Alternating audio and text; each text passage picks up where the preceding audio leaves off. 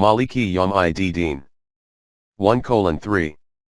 1.35 Master of the Day of Judgment. The root of the word Malik is MLK. The basic meanings of this root are: 1. To be master of something and in control. 2. Choice and intent, or authority. 3. A strong foundation, i.e., that support on which something is established. 4. That means through which some matter is resolved and reaches its desired conclusion. This is why cement or mud is called milakun, because by brick and stone becoming joined through this, each provides strength to the other, and in this way the wall reaches its completion.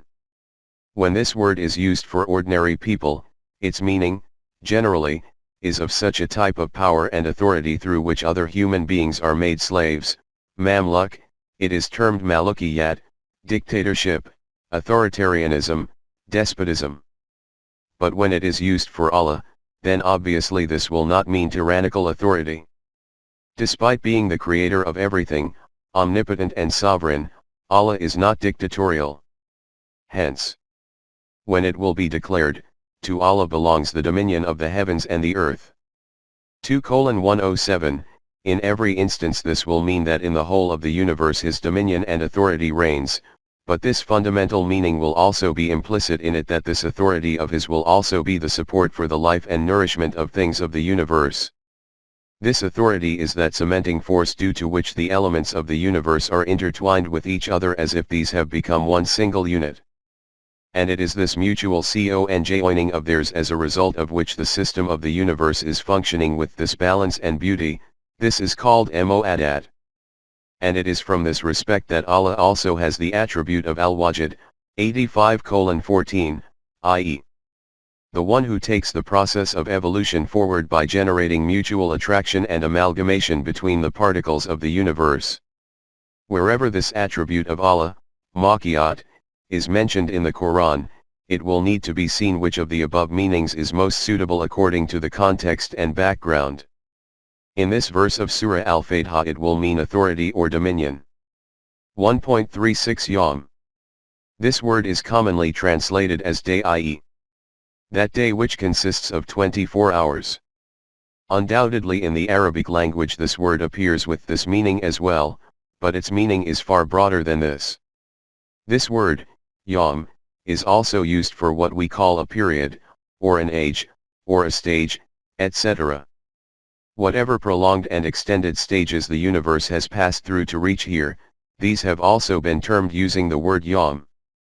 And it is from this point of view that it is stated that one Yawm of Allah's is equivalent to thousands and thousands of years of your reckoning, 32:5, in fact, it is of 50,000 of years, 70:4. In the verse being discussed Yawm will mean time or era. 1.37 Ad-Din. This is a very comprehensive term of the Quran in which the summary of its whole teaching is encompassed.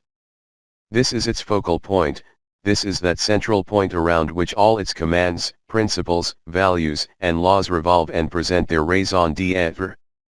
By understanding the true meaning of this term, Islam can be comprehended, and if the Quranic concept of it is obscured in the minds, then nothing of Islam can be correctly comprehended, e.g., neither its beliefs and concepts, nor its constituents and commands, nor its objectives and requirements, nor its need and outcome.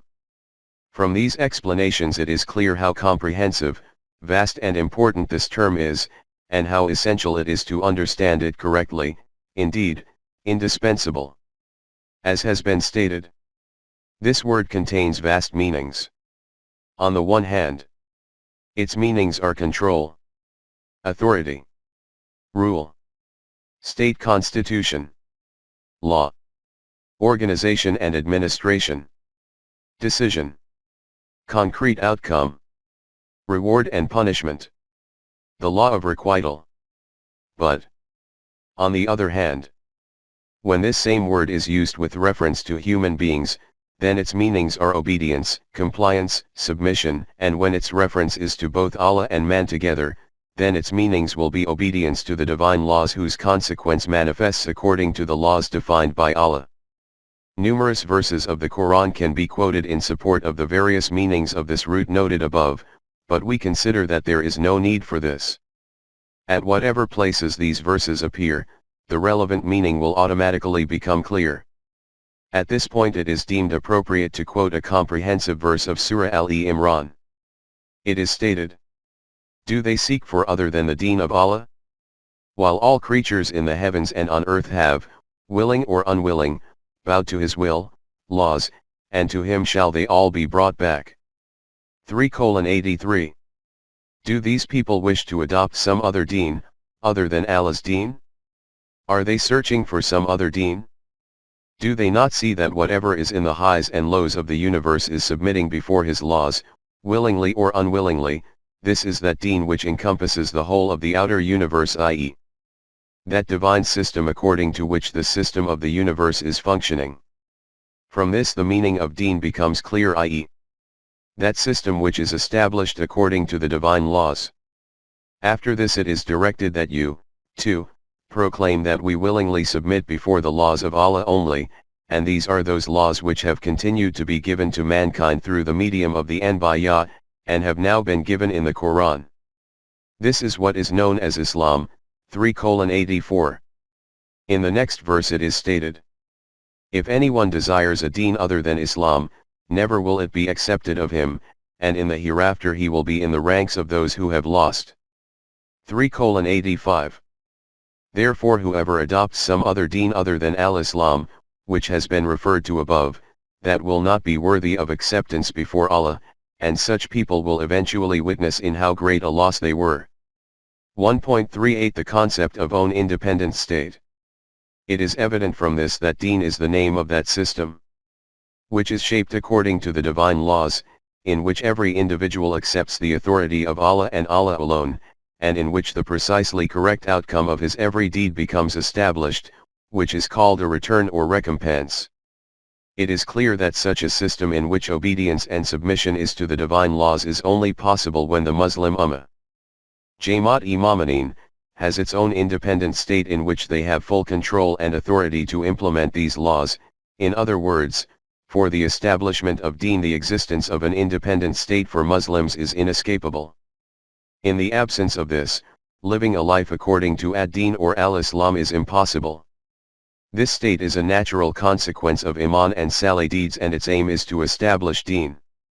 See how this reality is elucidated in a clear and comprehensive style in this verse of Surah An-Nur, where it is stated, "Allah has promised to those among you who have Iman and work righteous deeds, that He will, of a surety, grant them in the land power, as He granted it to those before them, that He will establish in authority their deen, the one which He has chosen for them, and that He will change their state, after the fear in which they lived, to one of security and peace.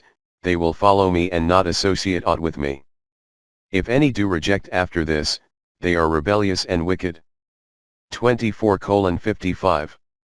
Those people who have conviction in the truth of the divine laws, and then carry out such tasks according to them which become the cause for the emergence and manifestation and nourishment of their latent potentials, this has been promised to them by Allah, that He will bestow on them a state and government in this world just as He bestowed on these kinds of nations before them.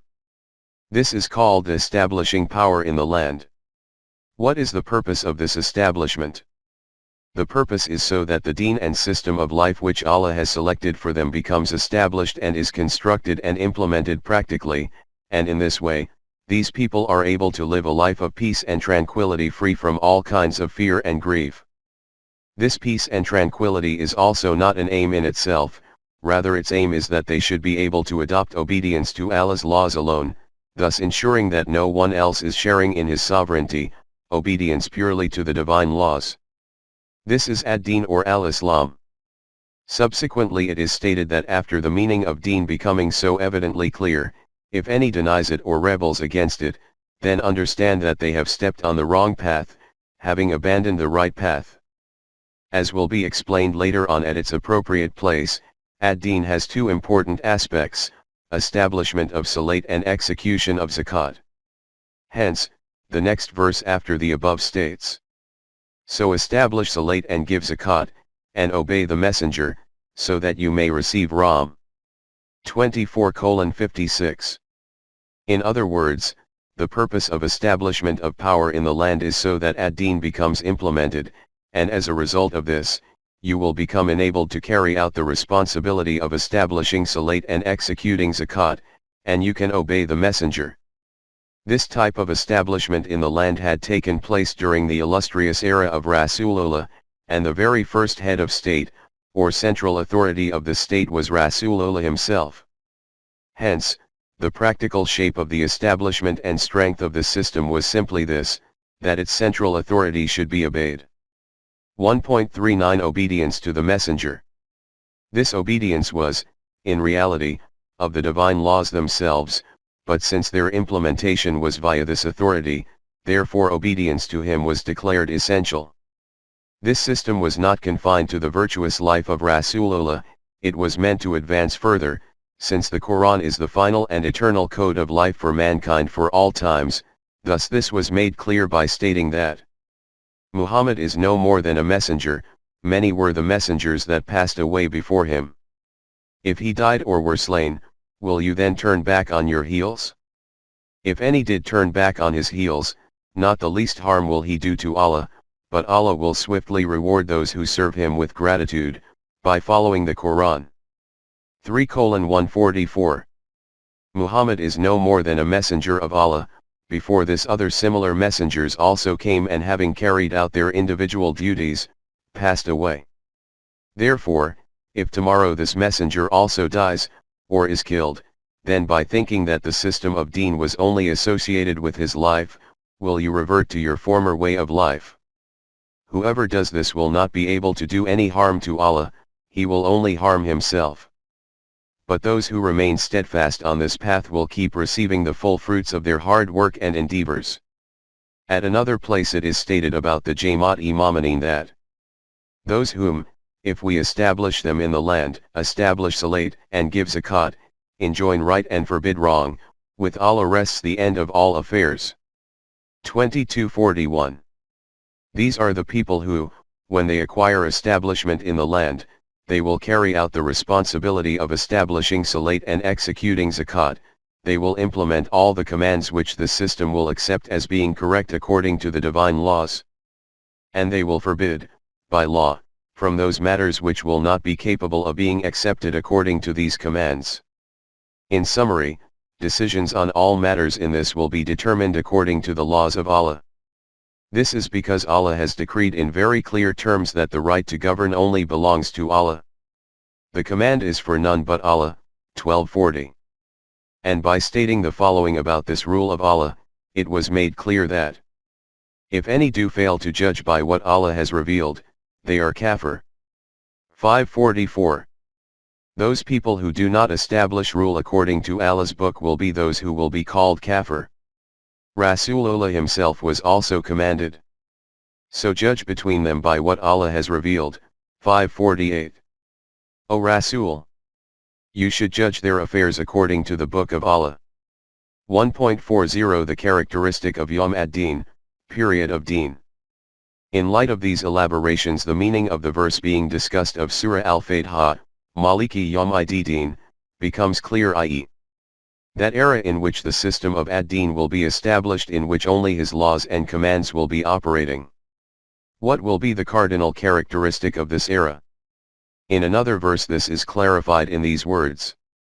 And what will explain to you what the day of judgment, Yawm ad-Din, is? 82:17. Who can tell you about Yawm ad-Din other than Allah? Yawm ad-Din is that day when. It is that day when no self shall have power to do aught for another, for the command, that day, will be with Allah. 82:19.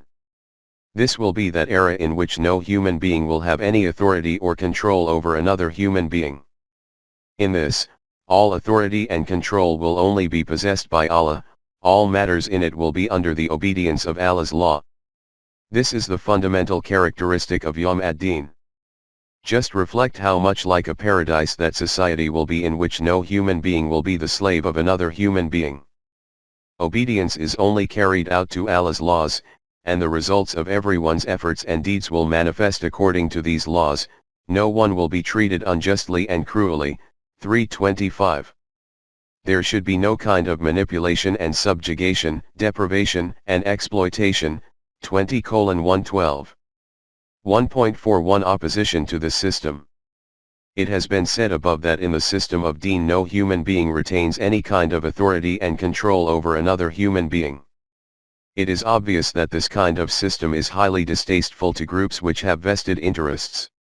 Generally, such groups can be divided into three categories. 1.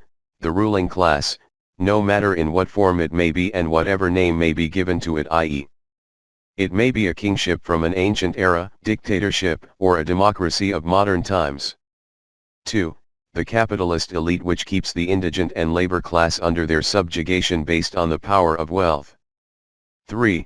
And the religious clergy which does whatever it likes in the name of God. These three categories do their utmost to prevent this system from becoming established, and if does become established, that it does not endure.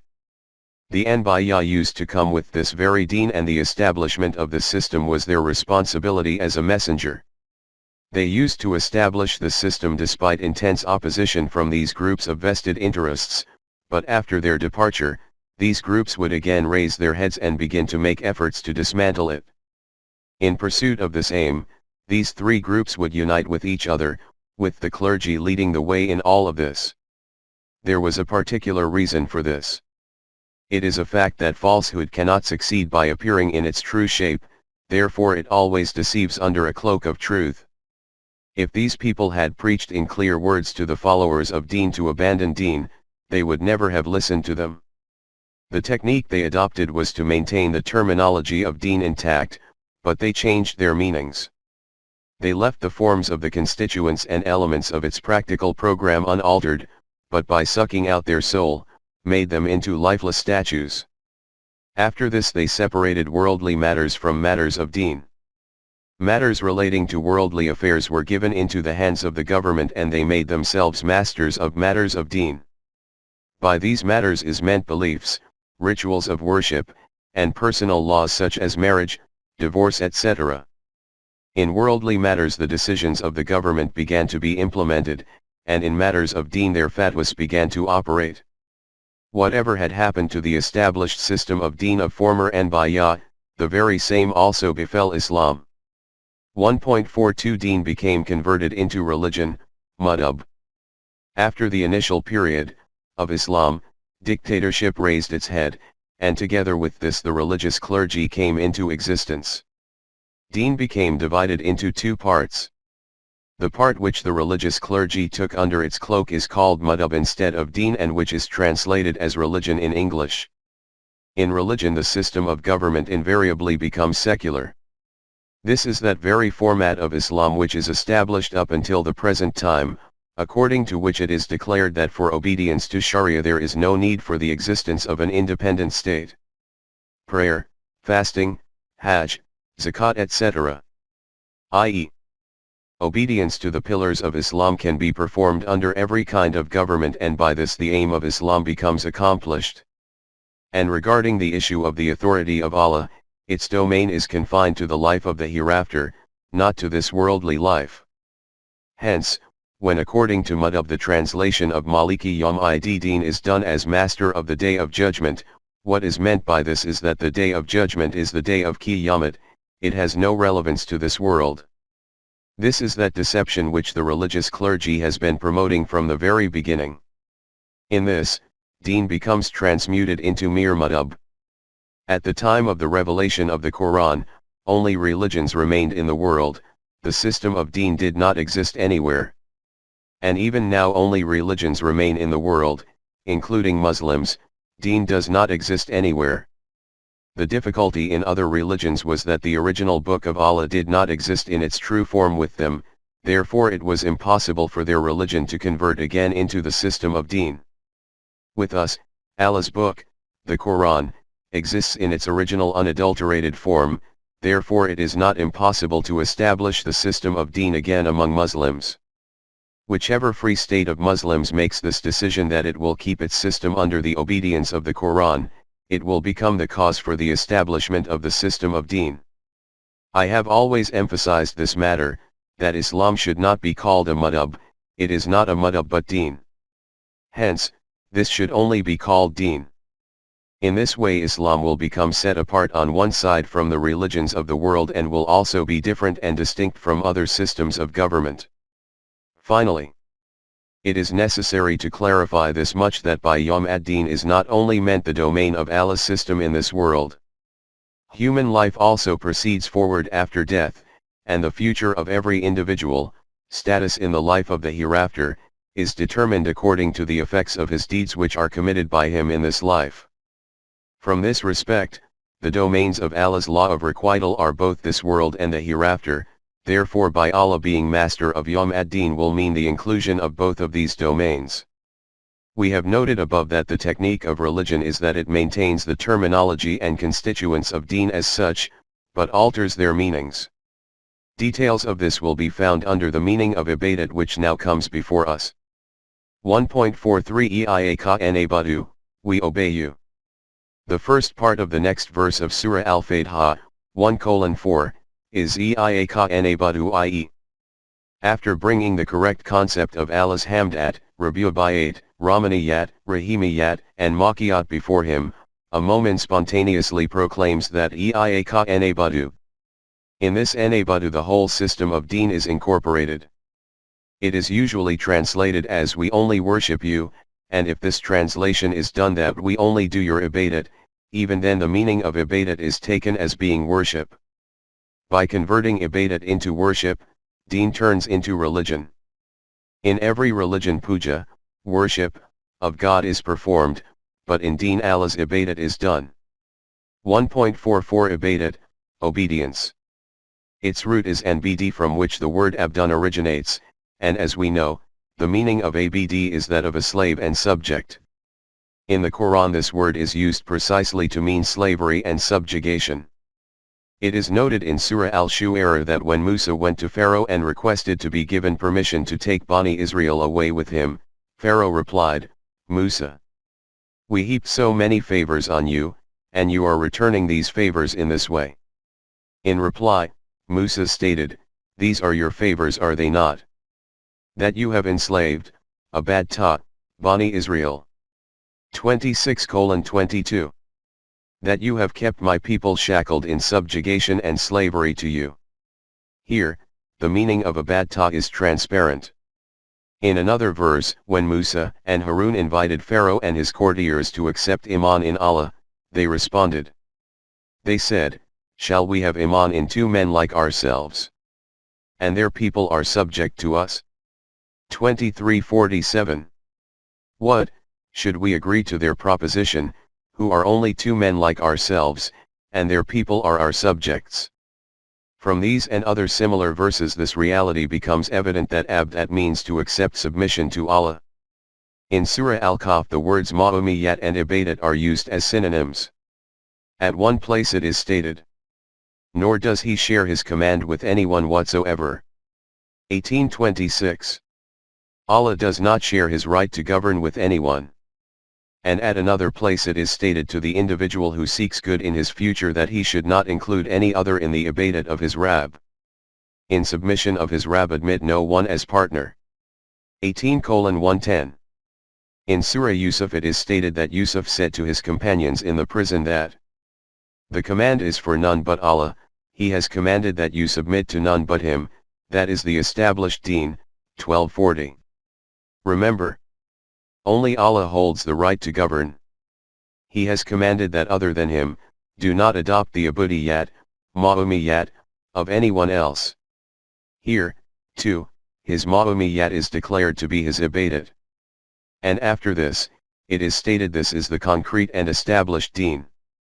From this reality becomes clear that according to the Quran, ibadat of Allah means to adopt his ma'umiyat, i.e. to follow his laws, and this is what is known as ad-din.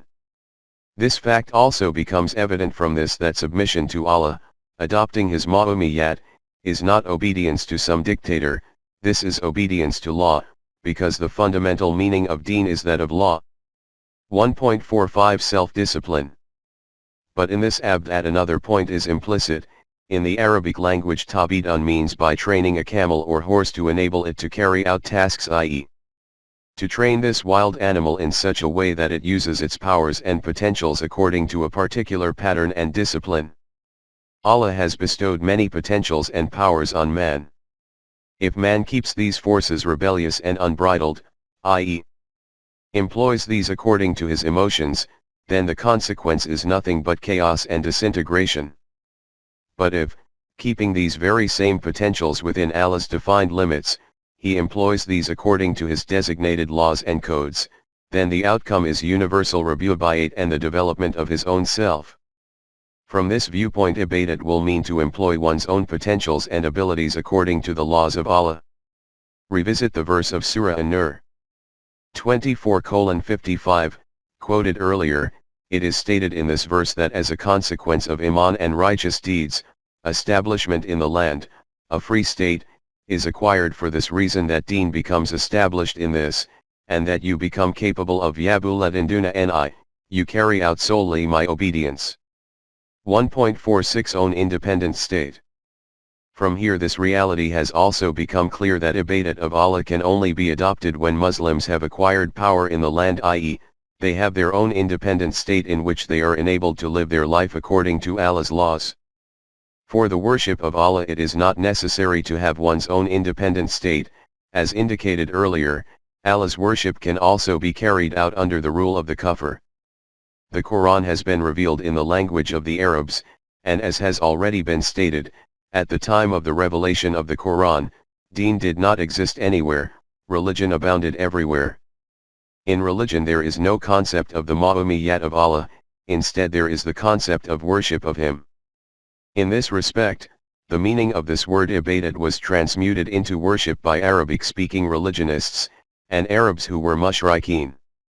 Therefore, wherever in the Quran this word is mentioned in relation to them, then according to the connotation attributed to it by them, it will be taken to signify worship. But when this refers to the concept of Allah as presented by the Quran and to the Jamaat-e-Mu'minin who have iman in this, then this will mean Allah's hakmiyyat, rule.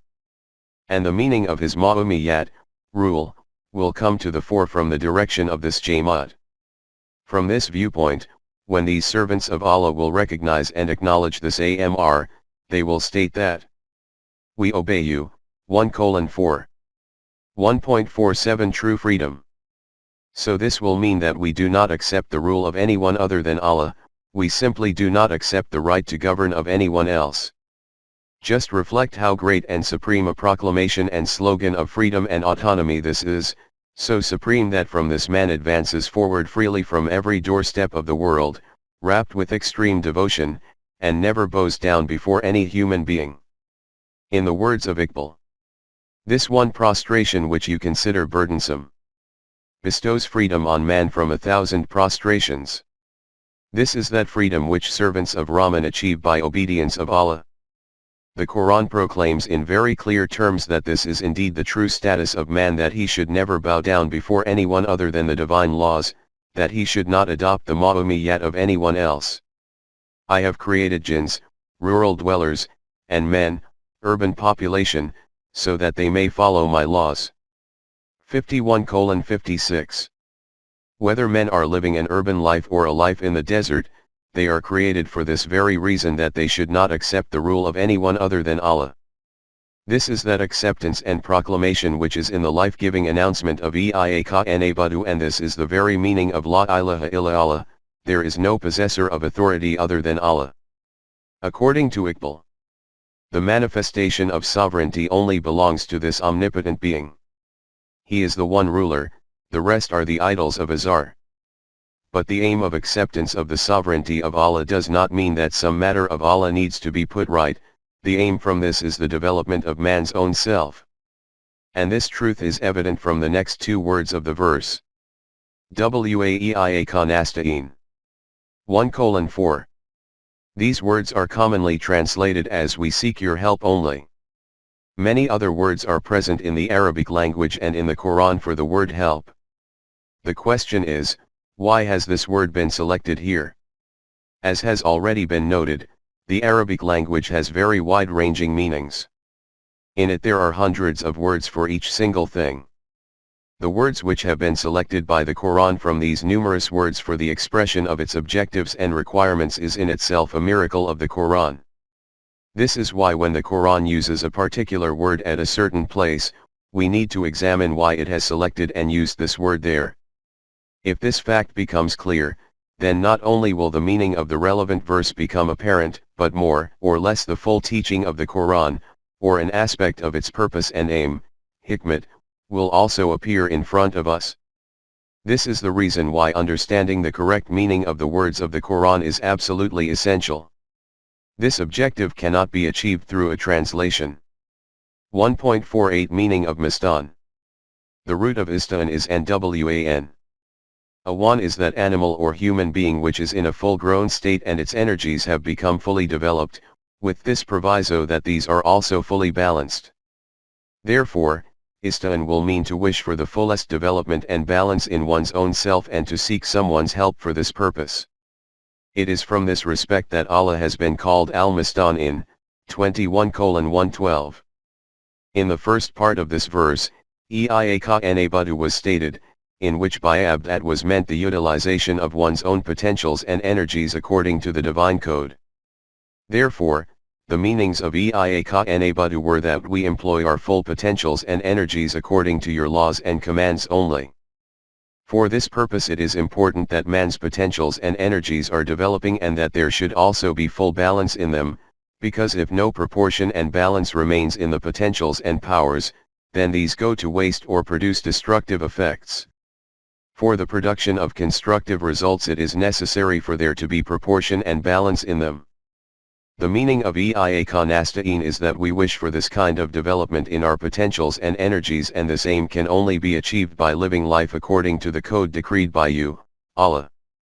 1.49 The meaning of dua, supplication. Eia Nasta'in, we desire or ask for your help in this aim, contains an aspect of supplication in it.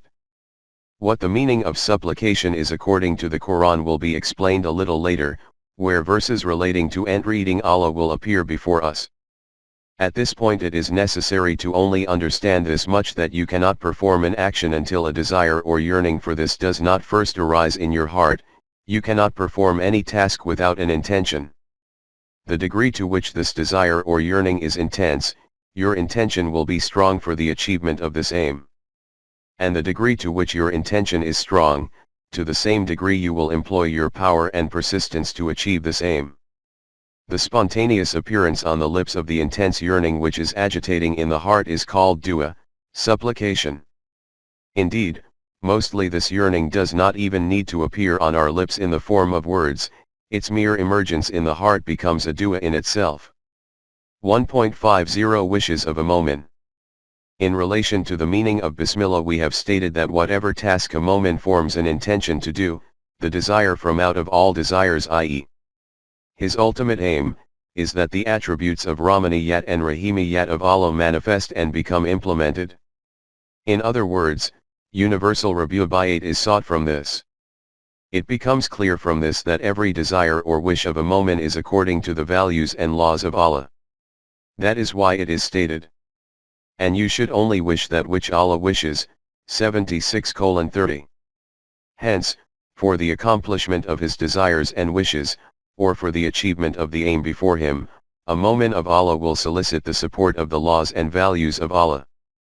This means that he would wish that every step of his which is taken for the achievement of this aim is according to these values and laws. This is called seeking support, i.e. human intention and action being congruent with the guidance of Allah. This is what will be termed desiring Allah's help. 1.51 Action accompanying dua, supplication. In the explication of dua it will be explained that this does not mean that whatever we ask from Allah we will get it automatically. For this it will be necessary to make full endeavors according to the procedure laid down by Allah. Furthermore, seeking the help of Allah does not mean that we make a supplication, and that desire becomes fulfilled straight away. For this we will need to work according to the program designated by Allah. In Surah Al-Baqarah it is stated, O Jamaat-e-Mu'minin, seek help from Allah through patience and salat. Remember Allah's help comes to those who are steadfast in their aim. 2:153. After stating that you should seek Allah's help through salat and sabr, in the subsequent verses it is described what kind of distressing and life-threatening stages will need to be negotiated for this. In these stages fear and danger will have to be countered, hunger and thirst will have to be faced, there will be loss of life and possessions, even life itself may have to be sacrificed. Allah's help will only come to those people who provide proof of resoluteness and perseverance during these patience testing stages. 2:154-157. In Sura Anbiya first this eternal principle is described that inheritance of power in the land is the share solely of those people who tread on the program of development of human potentials designated by Allah. 21:105. After this, that struggle is referred to which was taking place between Rasulullah and the groups with vested interests opposing him in relation to making the rahmat of Allah universal. Following that it was stated through the blessed lips of Rasulullah that, O my Rabb, you decide between me and these people with haqq. After this it is stated, our Rabb, Ar Rahman, is the one whose assistance should be sought against what these people utter. 21:112. Then the opposing people were told, we seek the assistance of Allah who is Ar Rahman against the kinds of things you are saying. This is called istianat and Allah is called al-Mustan. It is clear from this too, what the meaning of seeking Allah's aid is. In the verse under consideration, 1:4, the words anabadu and nasta'in are in plural form, and not only at these two places, all the supplications of the Jamaat Imamanin are in plural form, i.e. this seeking of aid is not individual, it is collective. This is because, as has been stated already, all the aims of the Mu'minin are achieved through that collective system which is established according to the divine laws. In this system individuals cooperate with each other, and from this mutual coordination and cooperation the system takes shape and remains strong. This system only becomes established through the mutual collaboration of individuals, and its aim and purpose is the nourishment and development of people. This is why it is stated, help you one another in righteousness and virtue, but help you not one another in sin and rancor. 5:2. From this it is clear that Allah's aid is not obtained in caves, shrines, temples, monasteries, this is obtained through the collective program of the divine system. We have stated above that the beginning of every effort or action by man is through a wish or desire arising in his heart. By becoming intense, this same desire becomes an intention, and after this intention becomes reinforced, a step is taken for the achievement of this aim. The stage of taking a step is a very important one and at the same time a very delicate one as well. For example, you leave the house with the intention to travel somewhere. In order to reach this place, the first and indispensable condition is that you set out on the exact route. If you step in the wrong direction, then you will travel the distance, and in this process your time and energy will also be expended, but ultimately what will happen is that not only will you not reach the intended destination, instead you will have distanced yourself far away from it. Hence, when you sought Allah's aid for the aim of the desired destination by saying Iaka nasta'in, this meant that first of all you wished that the correct or straight path to reach this destination becomes visible to you. In order for this, the desire of your heart reached your lips by becoming this supplication. Show us the straight path. 1:5. 1.52 The straight path, Sirat al-Mustaqim. The first word of this verse is Ihdina, from which the aim is to seek guidance. As you know, the word guidance has appeared in the Quran, in different forms, with great frequency and wide-ranging meanings. This is because there is a line of demarcation between guidance and misguidance, truth and falsehood, and iman and kufr. Hence, it is vital to understand its correct meaning. In the exposition of Rabbi al-Alamin it has been stated that the meaning of Rabu'bayat is to take a thing from the point of its beginning, gradually towards its completion by continuously providing nourishment. It is obvious that according to this program the things of the universe will have to undertake a journey. They will have to follow a particular direction, and this path will also be one which is designated by Allah Himself, because by following any path other than the one designated and defined by Him, this aim cannot be achieved. This mode of directing is called guidance. For this the condition is that this guidance is clear, perspicuous, radiant, and tangible. This characteristic is implicit within the meaning of this root itself. Conjectural, speculative, doubtful, suspicious, vague guidance cannot be called divine guidance. This guidance has been endowed to all things of the universe from Allah. In Surah Al-Alaq it is stated that Rabb is He who has created, and further, given order and proportion, who has ordained laws and granted guidance. 87:2-3. The one who initiated creation, and then by trimming away the excesses and superfluities of everything, produced balance and proportion in it, then established scales, laws, for it, and determined that objective to which it has to reach, and provided it with guidance in order to reach it. By summarizing it in this way, the Quran states at another place, "Our Rabb is He who gave to each thing its form and nature, and further, gave it guidance." 20:50. Our Rabb is He who gave everything its form and then guided it to reach its intended objective. This guidance is present within everything. This is called the instinct or fitrat, nature, of these things, which these things are constrained to obey. The nature of water is to flow downhill in the form of a liquid. Having reached a certain temperature it should freeze, or, on the other hand, become steam and float away. The instinct of a goat is to eat grass and to not even glance at meat. The instinct of a lion is to drink blood and eat meat.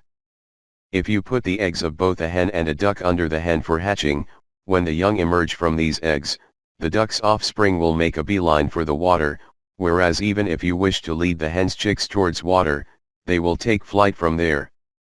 This guidance is present within them from the time of birth. It does not need to be acquired from any external source. The Quran has also called this as wahi towards them.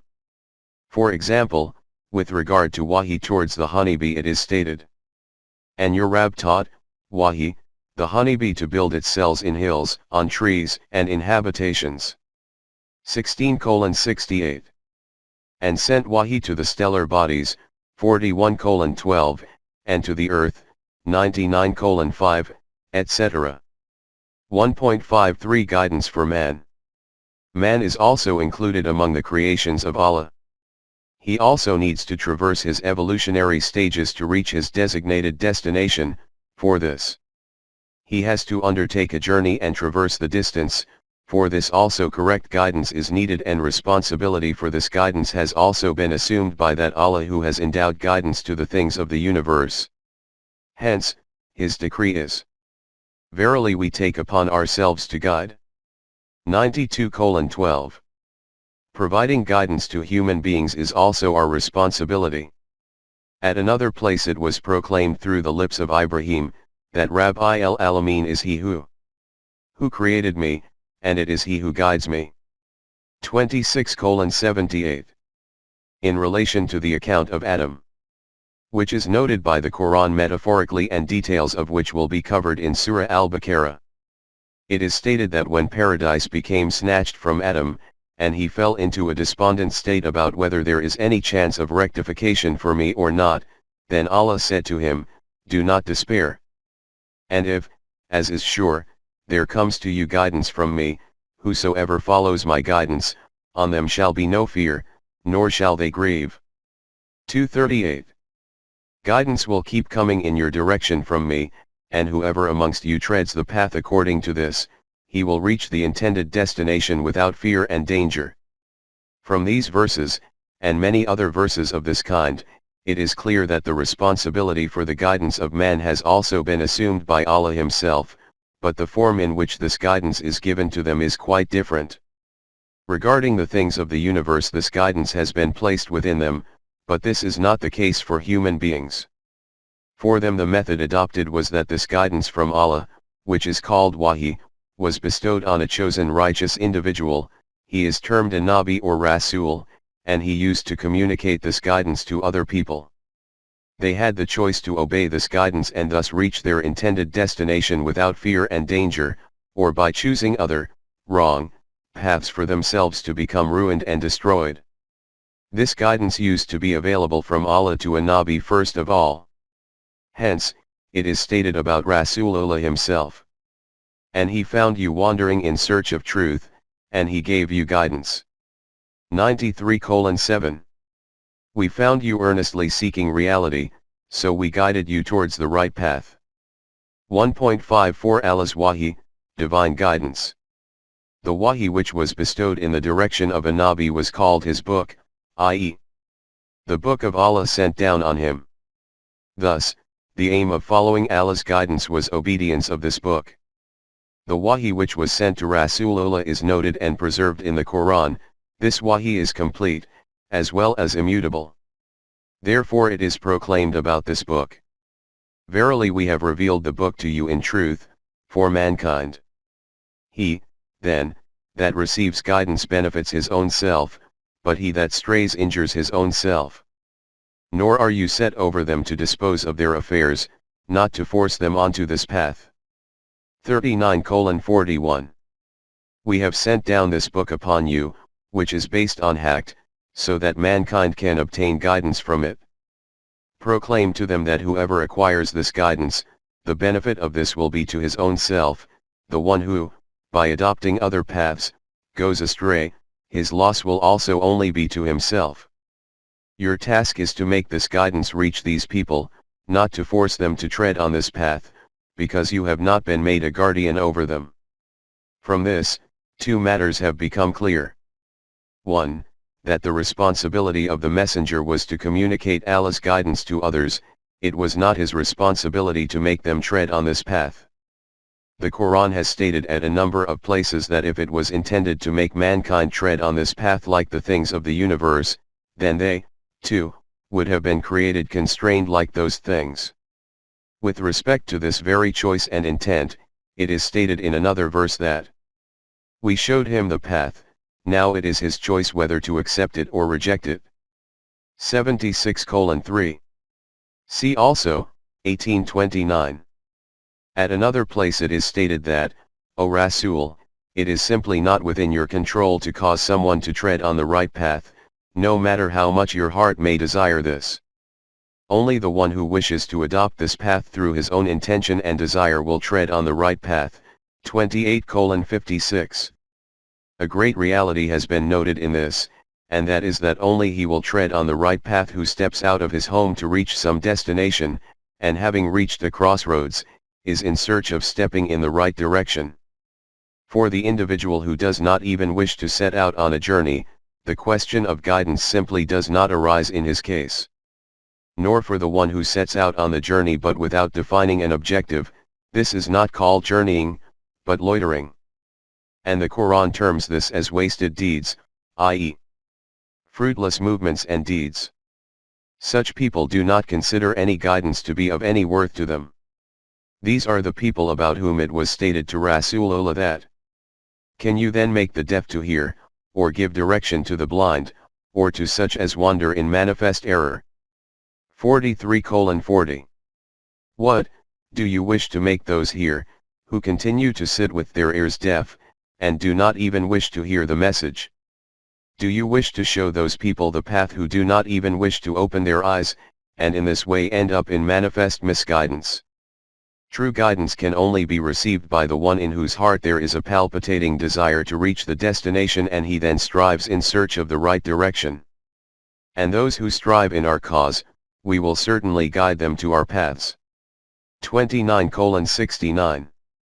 To those people who strive to seek the path which leads towards us, we show them the right paths, and as stated above, this right path is found through obedience of the book sent down by Allah, and cannot be found by any other technique. Say, the guidance of Allah, that is the only guidance. 2:120. O Rasool, announce to these people that true guidance is only that which is made available from Allah. Other than this, no guidance can take the caravan of humanity to its intended destination. This is that very path which is termed as being Sirat-e-Mustaqim. 1.55 Sirat-e-Mustaqim, straight and balanced path. At this stage it is also essential to understand another important point. An individual possesses the intention to travel to Rawalpindi from Lahore. He awakes in the morning and peruses the railway timetable. he checks what the timings are of the trains going to Rawalpindi and when these will reach there, what the fare is, and what is the procedure to reserve a seat, etc. By meticulously studying the timetable, he satisfies himself regarding these matters, and after that he puts it away safely. He enacts the same thing every morning, and carries it out like a duty, but he never leaves his house in order to go to Rawalpindi. In your opinion, do you think he will reach Rawalpindi by doing this all his life? And will studying the timetable like this every day cause any benefit to reach him? The answer is clear. Therefore, reading the Book of Allah, and understanding it will only benefit the one who takes practical steps under its guidance in the journey of life. Only he will be able to reach the destination who undertakes the journey under the guidance of this supreme book.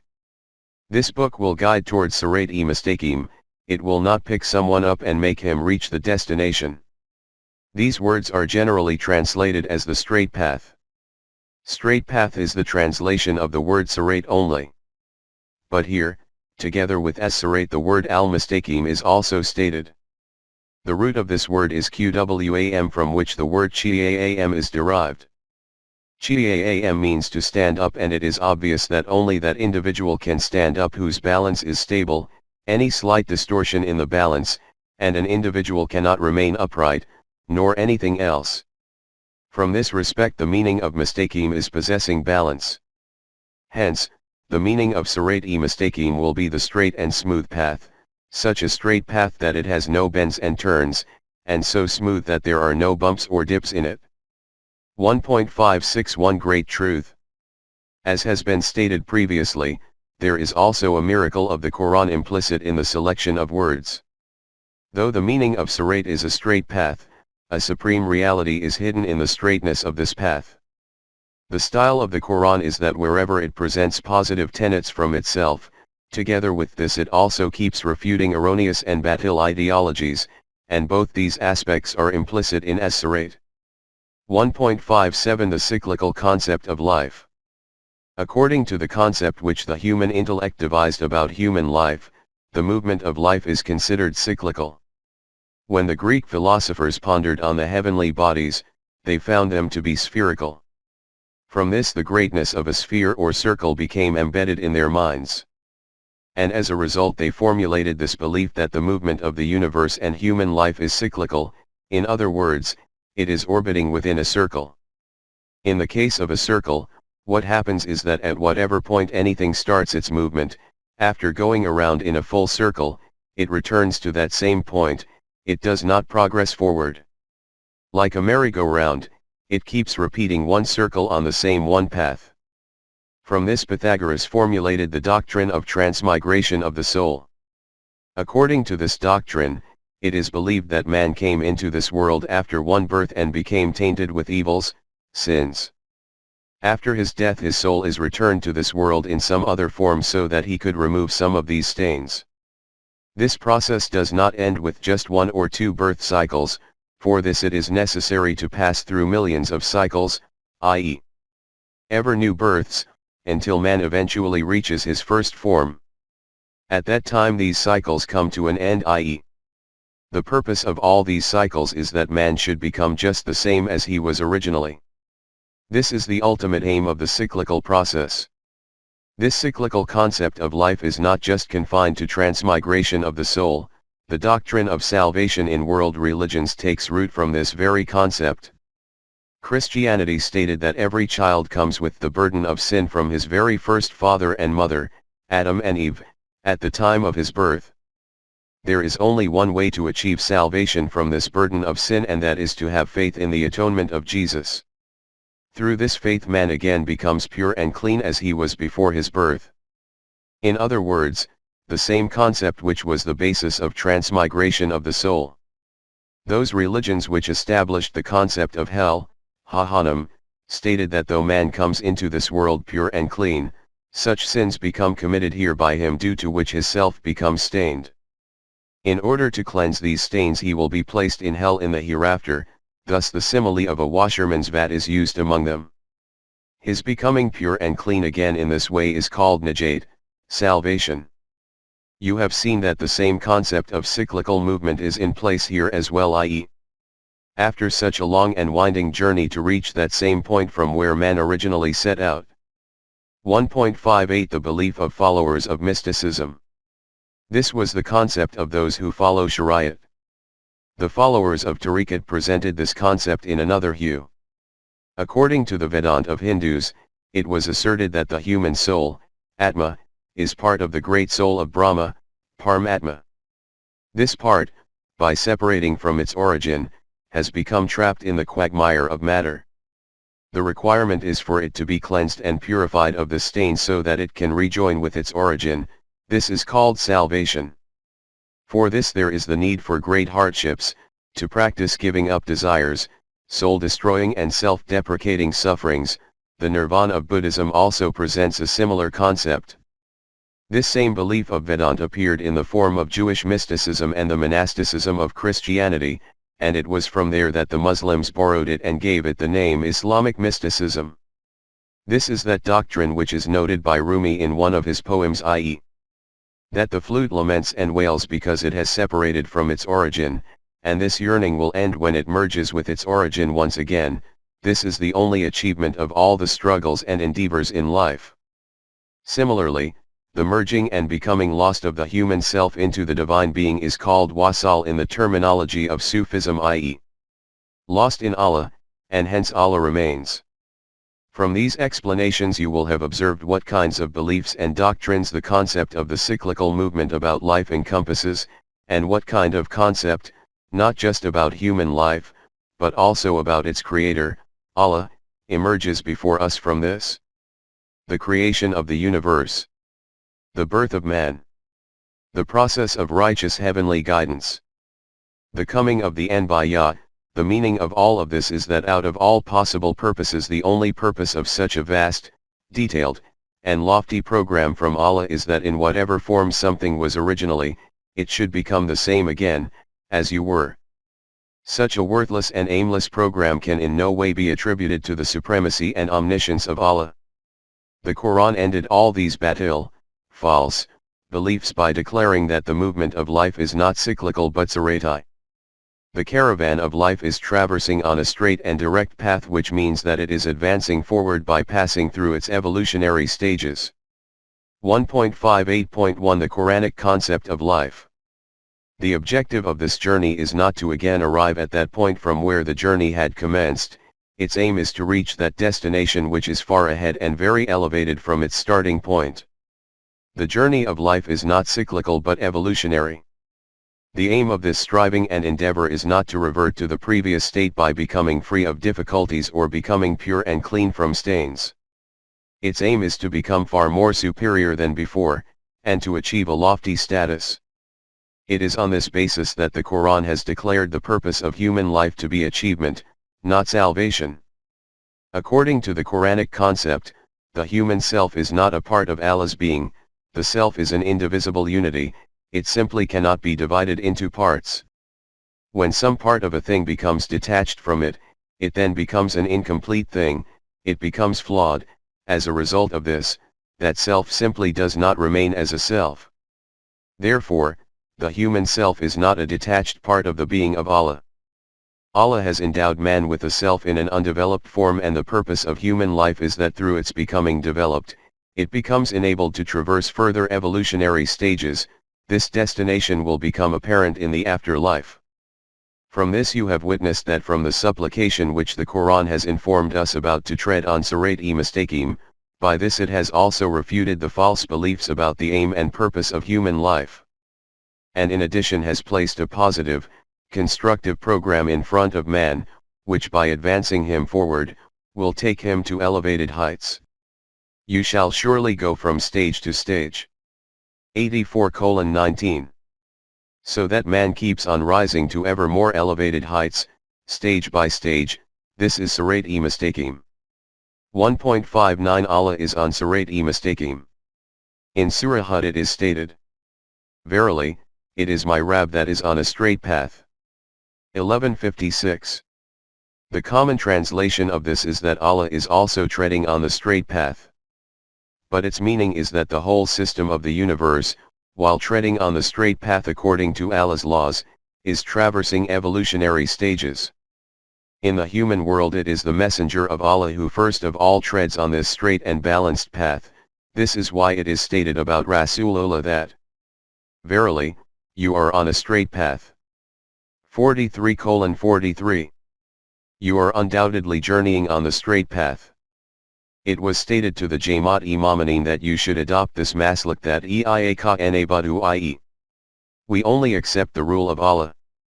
After that it is stated that they are the ones who yearn to remain treading on sirat-e-mustaqim, and by combining these two it is stated, "It is Allah who is my Rabb and your Rabb, then follow him. This is the way that is straight." 351. O Rasool, inform them that your Rabb and my Rabb is Allah. All of you should also only accept his rule. This is what sirat-e-mustaqim is. From this it is evident that sirat-e-mustaqim is simply another name for accepting obedience to Allah. You have observed how the Quran keeps explaining itself. 1.60 What are subul as-salam? In relation to sirat-e-mustaqim, the clarification of another point is also considered to be essential. Sirat-e-mustaqim, the superhighway, is only one. This is that great highway about which guidance has continued to be made available via all the Anbiya, but Allah has stated about the Quran that it is a shining light, nur-e-mubin, a crystal clear light, wherewith Allah guides all who seek his good pleasure to paths of peace and security and leads them out of darkness by his will unto the light, guides them to a path that is straight. 5:16. Through this Allah guides those people who follow his program towards subul as-salam, paths of security and peace, and in this way he brings them out from the darknesses into the light. Here, the Quran has called it subul, which is the plural of sabil, single path, and its meaning is many paths. The question which arises here is that when sirat-e-mustaqim is only one, then why did the Quran say subul? This point is worthy of reflection. Ad-Din has always been one and the same right from the beginning, but to bring it into practical shape in different eras, according to the needs of that time, the method and program has remained different. In other words, the principal laws bestowed by Allah have remained immutable right from the start and will remain so. But the methods to act upon them will keep on changing according to the demands, needs, of the time. These are what will be called subul, i.e., those narrow side roads which eventually merge with the main highway.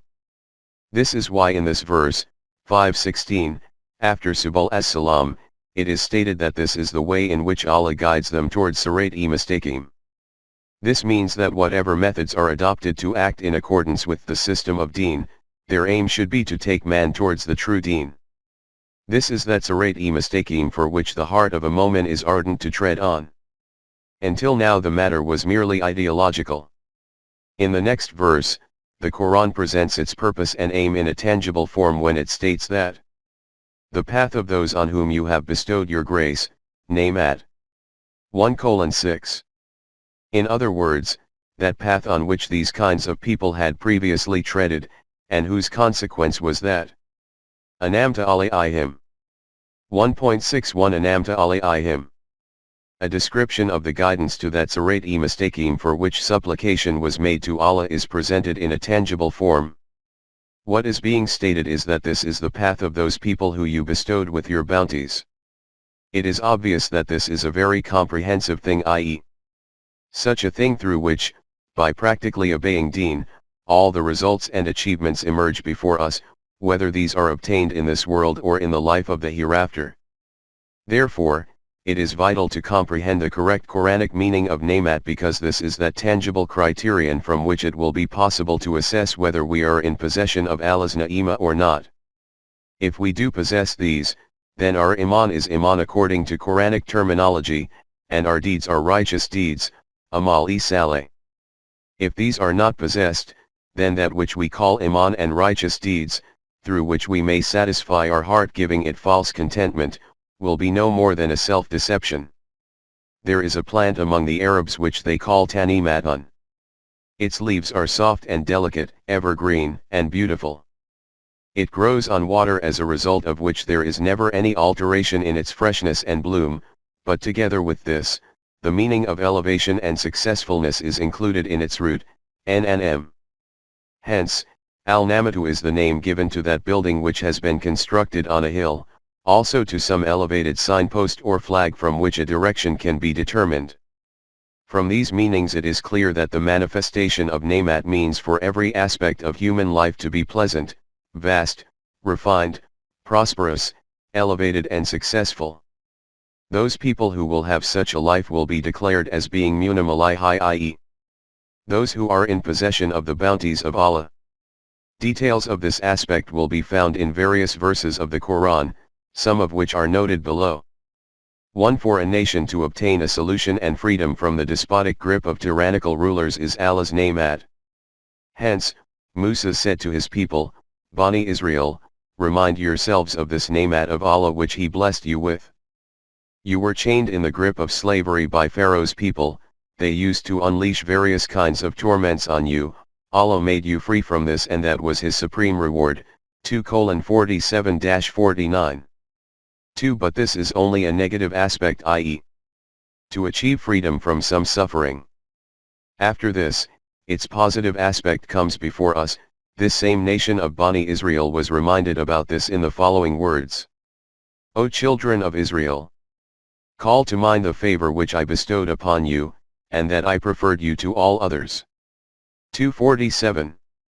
In other words, the blessed nation, Munim alaihi, is that which holds a prominent and superior position among its contemporary nations, i.e., not just equal to other nations, but far ahead of these and loftier. When the Quran stated and alone about the Jamaat-e-Mu'minin, you will be superior and ahead, 3:139, this is exactly what it meant, i.e., prominent and superior to all nations in the world. This was that superiority of dud and eminence of Sulayman which Sulayman attempted to express gratitude for in the following words. O my Rabb! So order me that I may be grateful for your favors, which you have bestowed on me and on my parents. 27:19.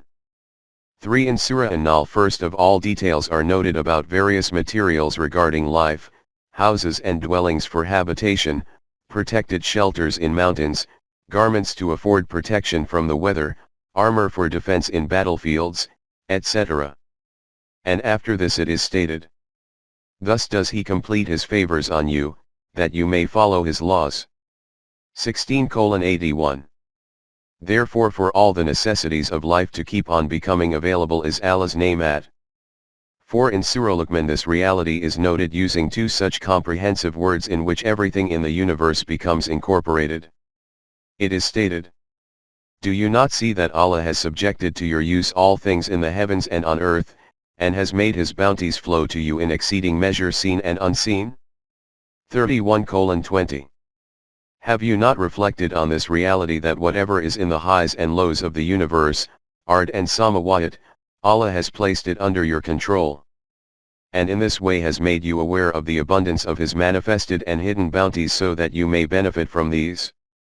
5. In Surah Ibrahim, after a detailed description about harnessing the heavens and the earth, it is stated, and He gives you of all that you ask for.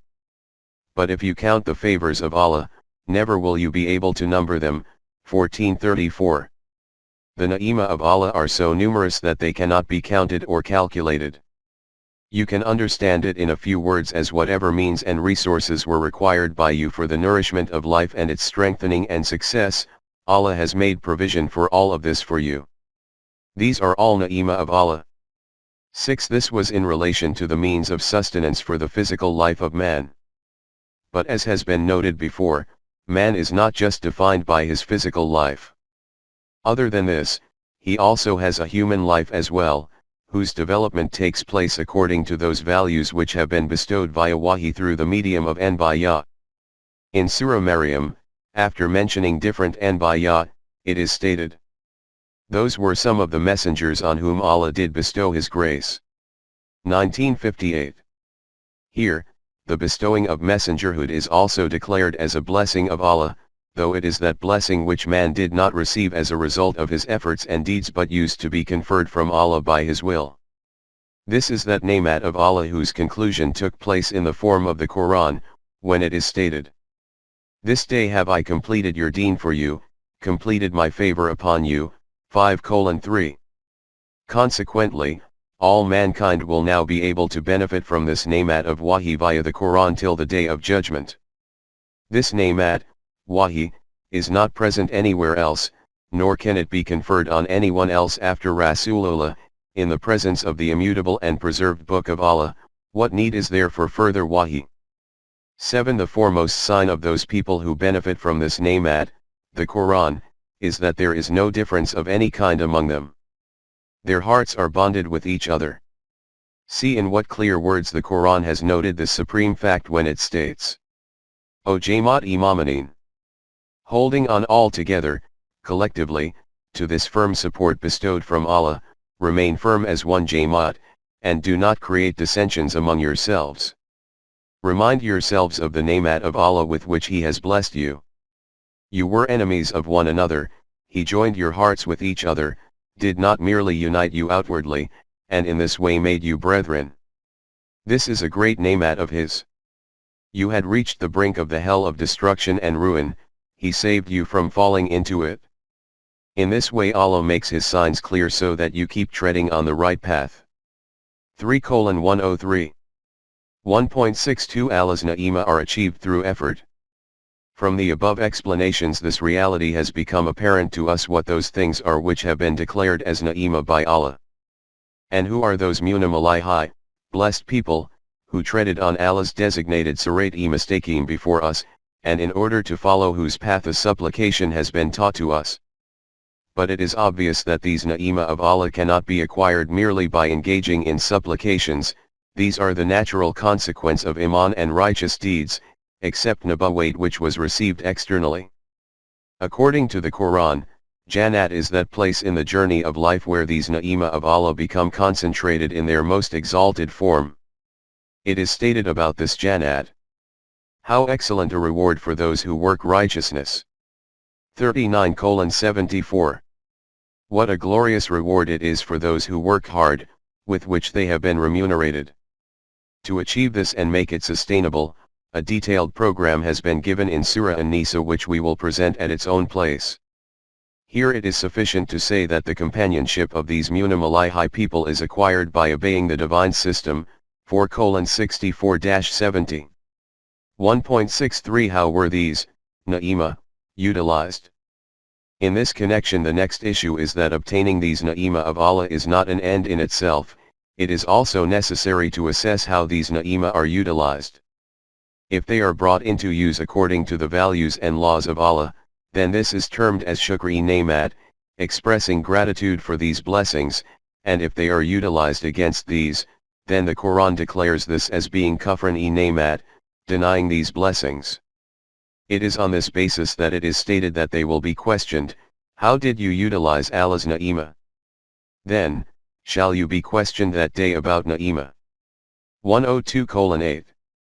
If these divine Na'ima are utilized wrongly, against the Quran, then these are snatched away, whose first consequence is that that nation becomes inflicted with the consequences of fear and hunger. In Surah An-Nahl it is stated that Allah wishes to illustrate this reality through a metaphor. There was a habitation whose inhabitants enjoyed peace, as well as tranquility. The abundance of sustenance was such that it flowed from all four corners towards it.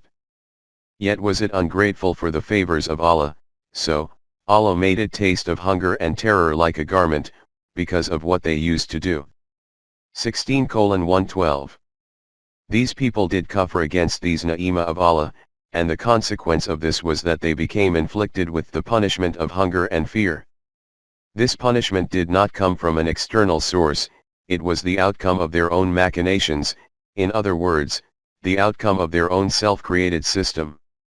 This same reality is noted at another place in these words. Have you not turned your vision to those who have changed the favor of Allah into denial, and caused their people to descend to the house of perdition? Into hell, they will burn there, in an evil place to stay in. 14:28-29. Have you observed the condition of these people who have converted the Na'ima of Allah into kafir, and in this way have deposited the caravan of their people in that marketplace where no buyer existed for their products, i.e. into hell. How dreadful was that place where the leaders of this nation transported them.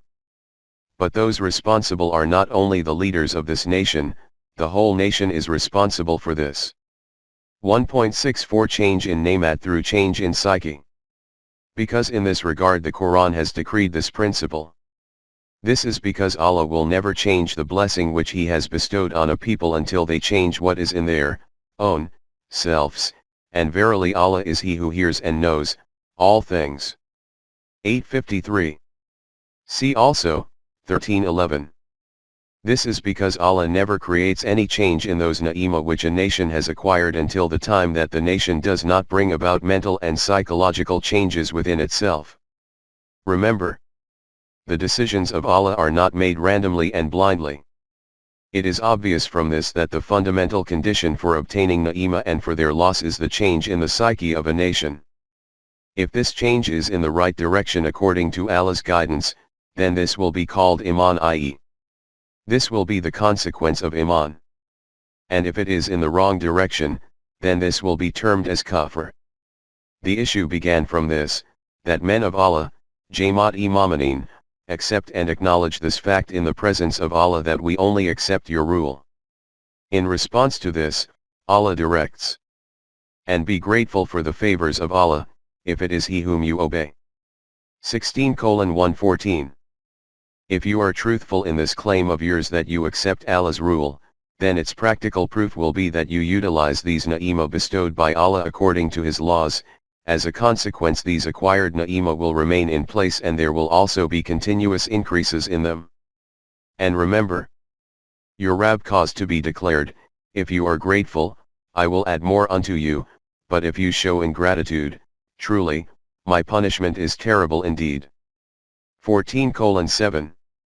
And when your Rabb proclaimed this Amr decree, that if you employ the na'ima correctly, shukri namat, then we will keep on giving an increase in these na'ima, but if you do kufr of these na'ima, then the punishment for this will be very severe.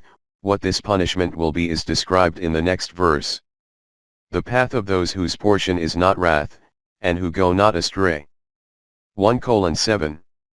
1.65 Wrong translation. Among us the customary translation of these verses of Surah Al-Fatiha, 1:7-8, is as follows. Show us the straight path, the path of those on whom you have bestowed your bounties, not those on whom your wrath descended, or those who went astray. 1:7-8.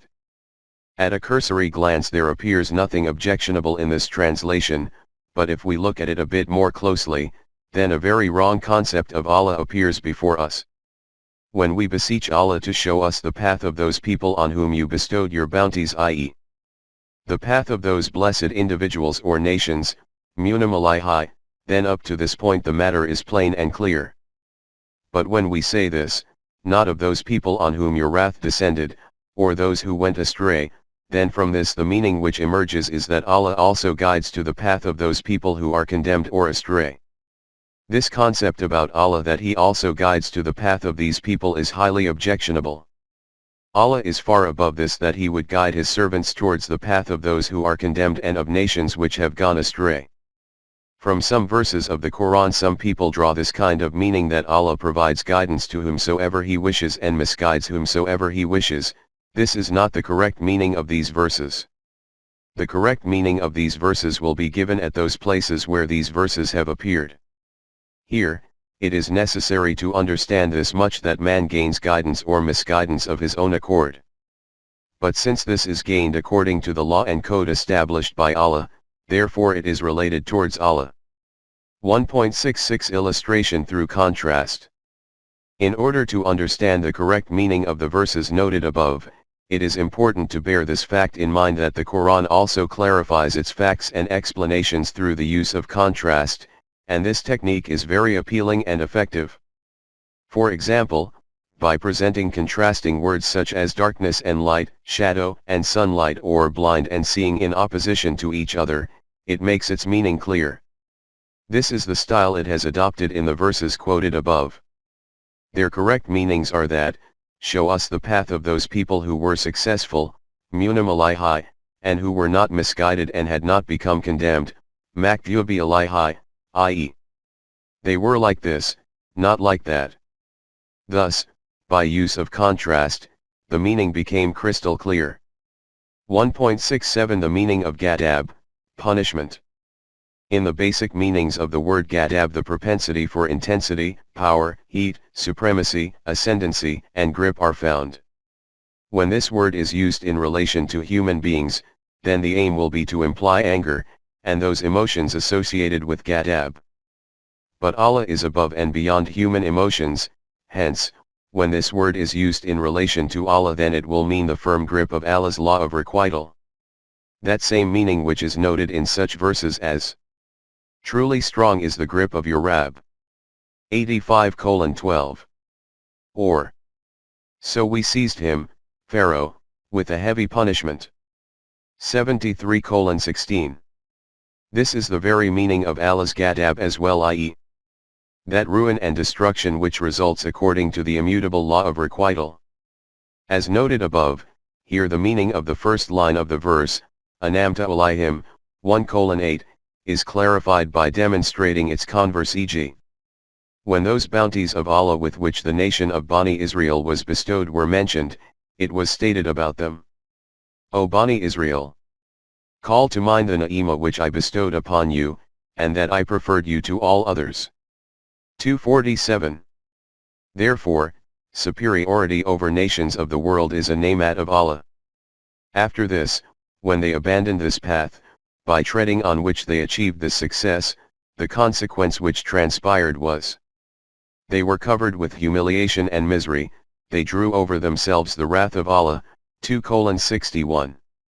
At another place, be overwhelmed with wrath from their Rabb, and with shame in this life. 7:152. From these verses it is clearly demonstrated that humiliation and degradation became imposed on them in the life of this very world. 1.68 Zillat, humiliation, and masnat, dormancy. The word zillat means every kind of beggary, weakness, subjugation, helplessness, despair, destitution, misery and degradation. Over there was supremacy, and here, there is humiliation and lowly existence. From this the meaning of Allah's bounties and Allah's punishment becomes evident. The other word is masnat. Life is the name for movement and activity, i.e. the name for continuously progressing on the highway of life. This is what is termed as persistent efforts or unmitigated endeavors. The nation which halts and becomes static at some point, becomes deprived of the energies of life. A stagnant nation does not just remain static in one place. If you look closely, it is in fact taking retrograde steps, because dynamic nations progress far ahead of it. Hence, masnat is the name for that condition of a nation when it stops from moving forward. In the Quran, Jahannam, hell, is also called Jahim, 5:10. And the meaning of Jahim is the closing of a path, dead end. 1.69 Intellectual inertia. We have observed this eternal principle of Allah that whatever bounties are in the possession of any nation, these never become snatched from it as long as it does not transform its psychic, internal, world. Therefore, whichever nation halts at one point, this does not only mean that its feet stop moving, it means that intellectual inertia becomes created within it, it gives up thinking and reasoning. It adopts the maslak of taqlid, emulating of forefathers. It deceives itself by saying that whatever was required to be researched about the facts and issues of life, it has been researched. Whatever distance was meant to be traversed in the journey of life, it has been traversed. This is indeed our final destination and our ultimate objective.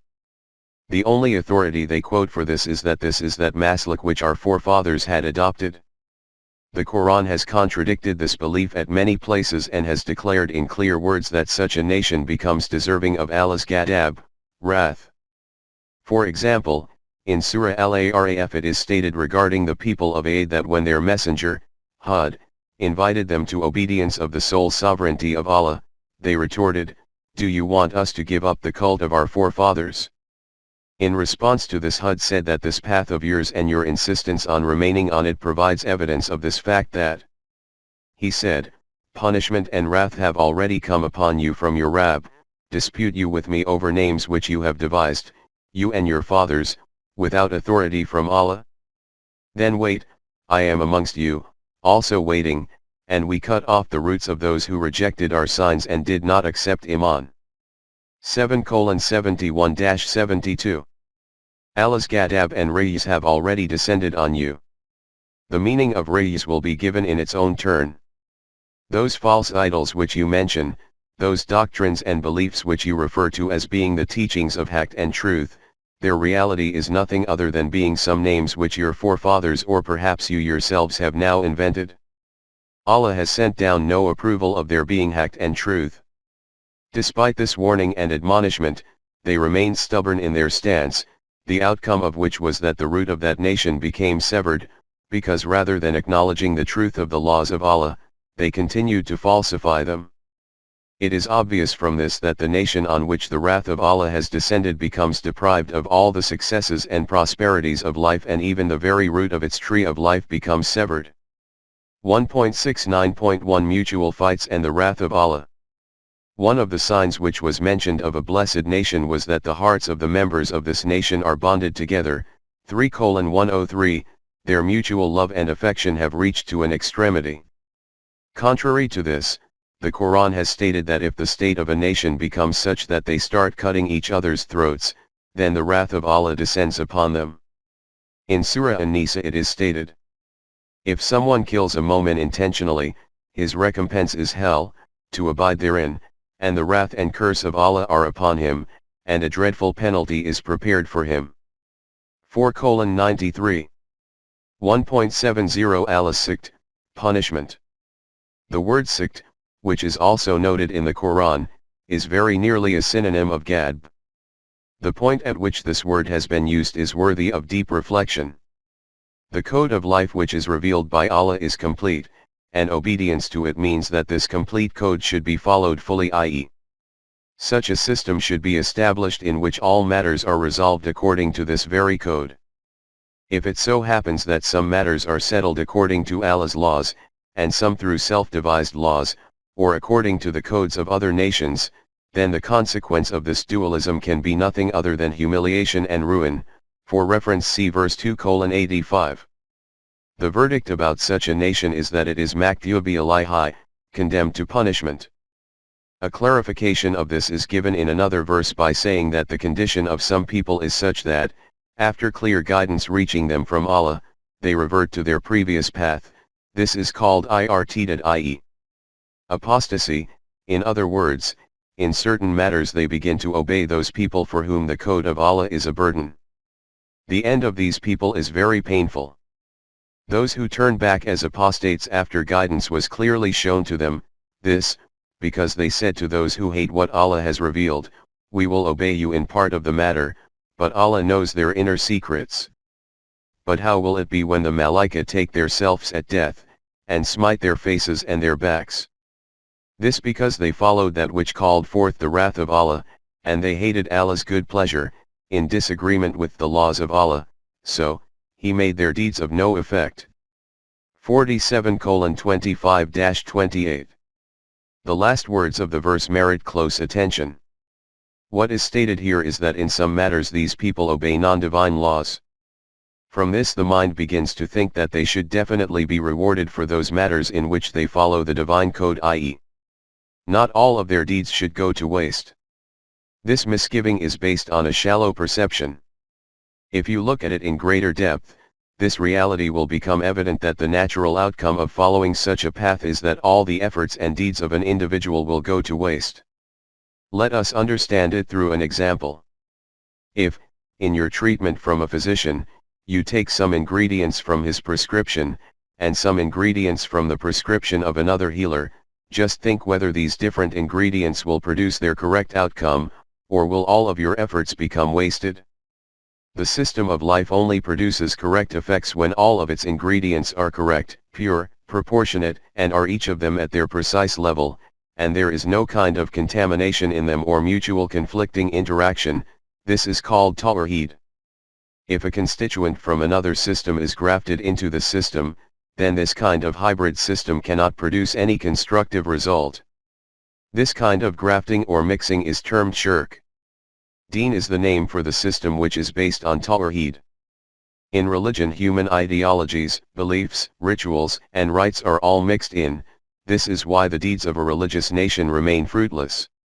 In the performance of religiously defined rituals and obligations, it bears severe hardships and undergoes painful and patience-testing practices, but no constructive result comes from these, while it continues instead to fall, day by day, into pits of humiliation and disgrace. 1.71 Being a mushrik despite claiming to have iman. About these kinds of people the Quran states, and most of them do not have iman in Allah without associating partners with Him. 12:106, see also, 1746, 39:45, 40:12.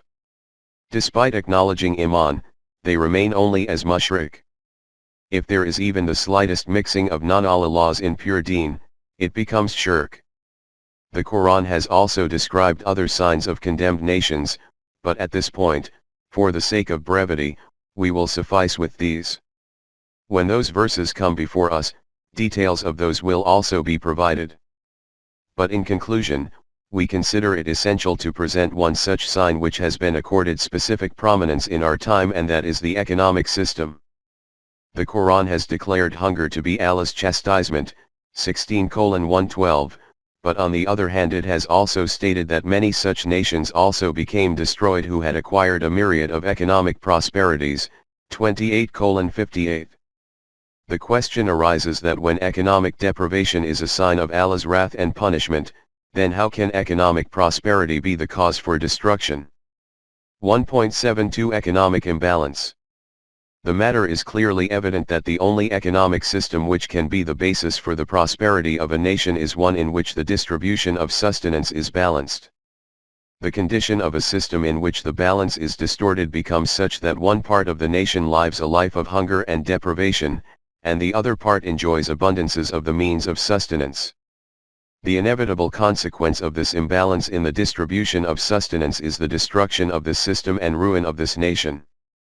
See how the Quran has declared this to be a reason for Allah's punishment. It states, "Eat of the good things we have provided for your sustenance, but commit no excess therein, lest my wrath should justly descend on you, and those on whom descends my wrath do perish indeed." 20:81. Consume the rizq bestowed on you by Allah in a halal and balanced manner. Do not adopt such a course of action in which the division of rizq becomes imbalanced.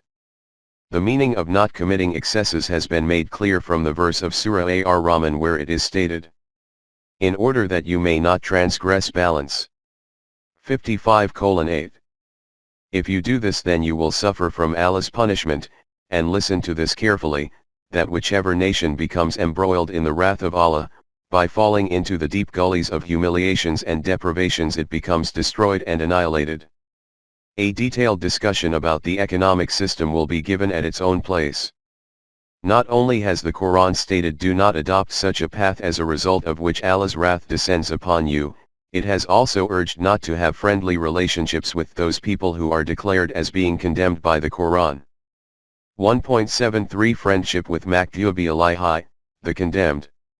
In Surah Al-Mujadilah it is stated, "Turnest you not your attention to those who turn in friendship to such as have the wrath of Allah upon them? They are neither of you nor of them, and they swear to falsehood knowingly. Allah has prepared for them a severe penalty, evil indeed are their deeds."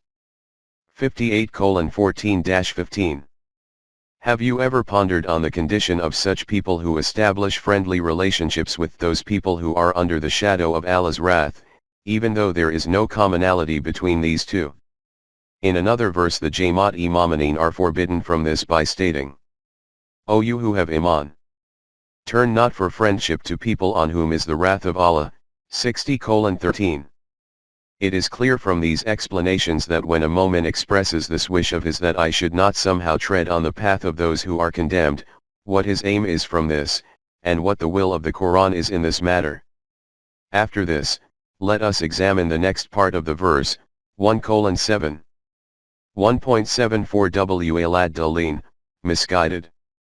Just as the Quran has described being blessed as the opposite of being condemned, similarly, it has used the word dalalat, misguidance, in opposition to hidayah, guidance.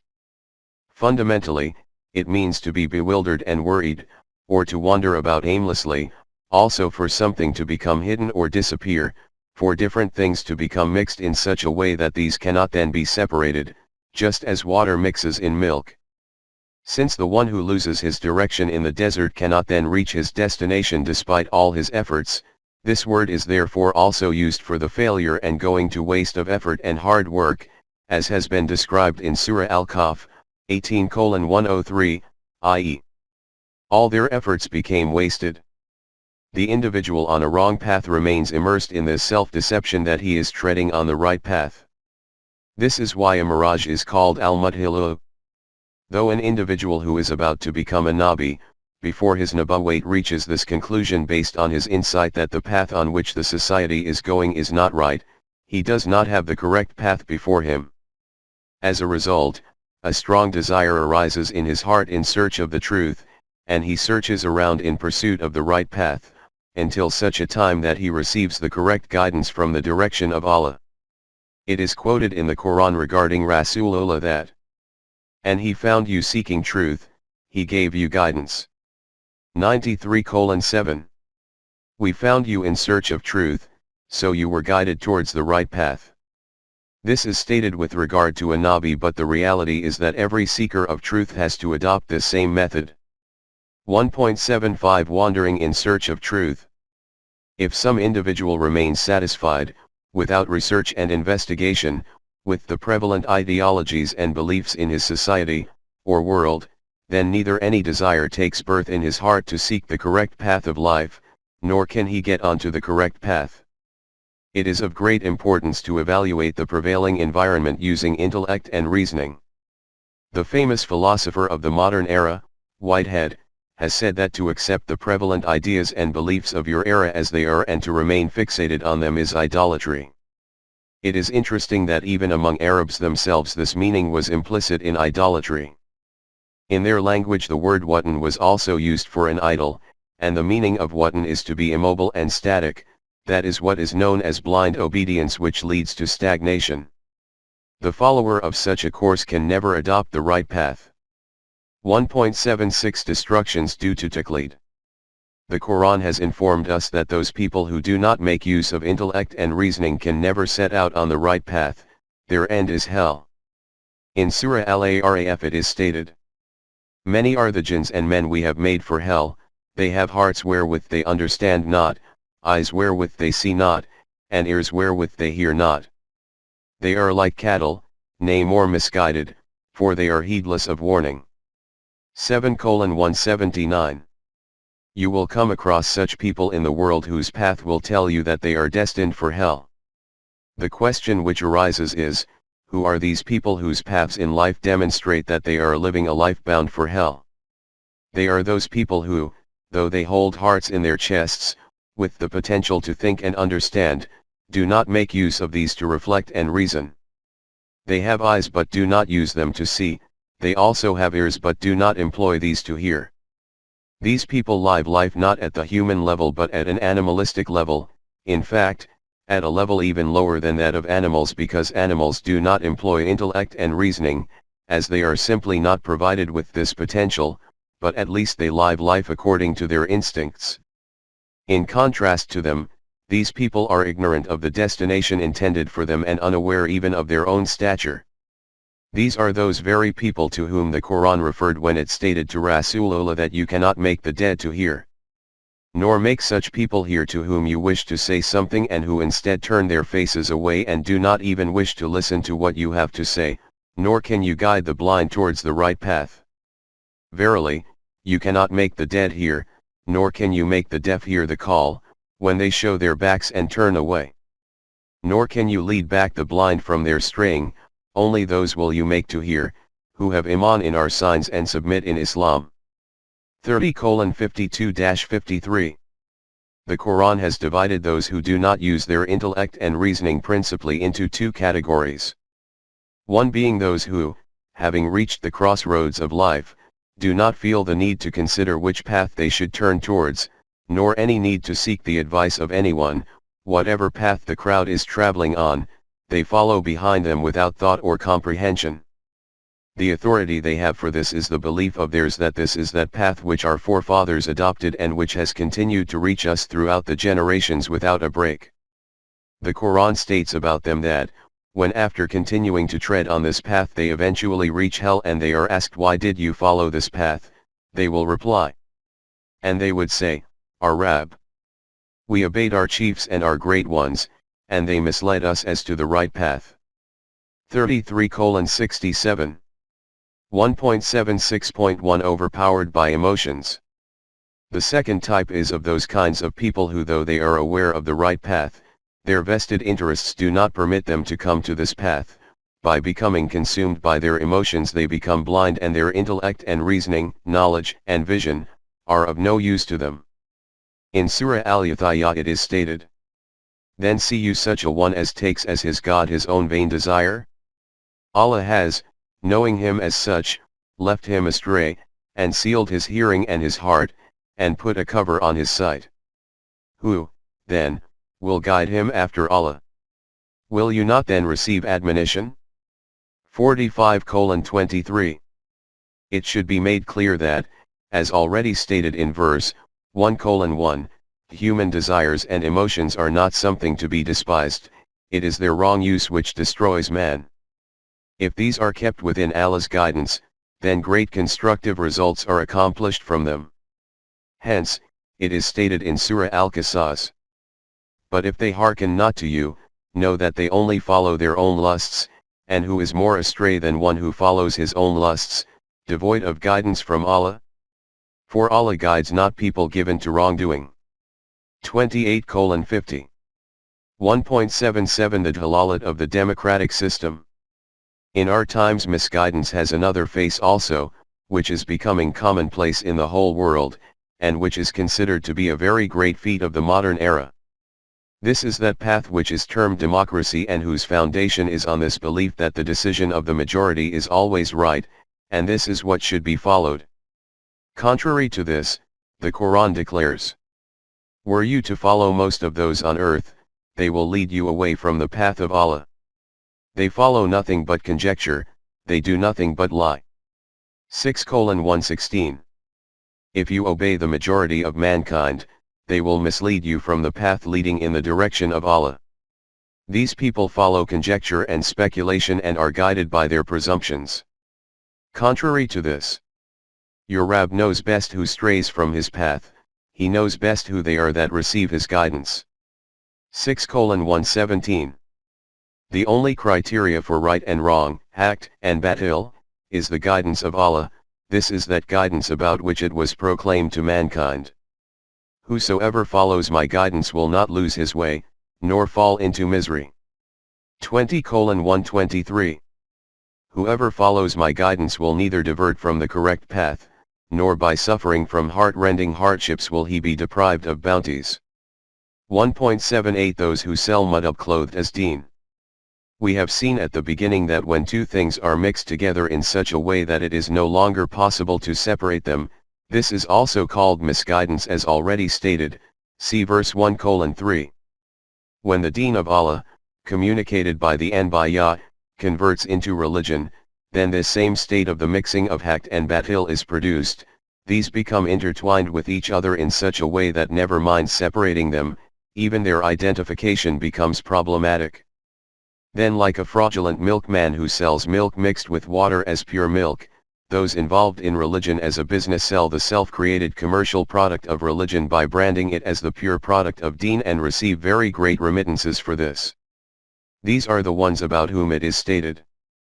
But there are, among men, those who purchase idle tales, without knowledge, to mislead from the path of Allah and throw ridicule, for such there will be a humiliating penalty. 31:6. These people keep the public deluded by their fabricated tales and fictional fables, so that they can keep them astray from the path of Allah.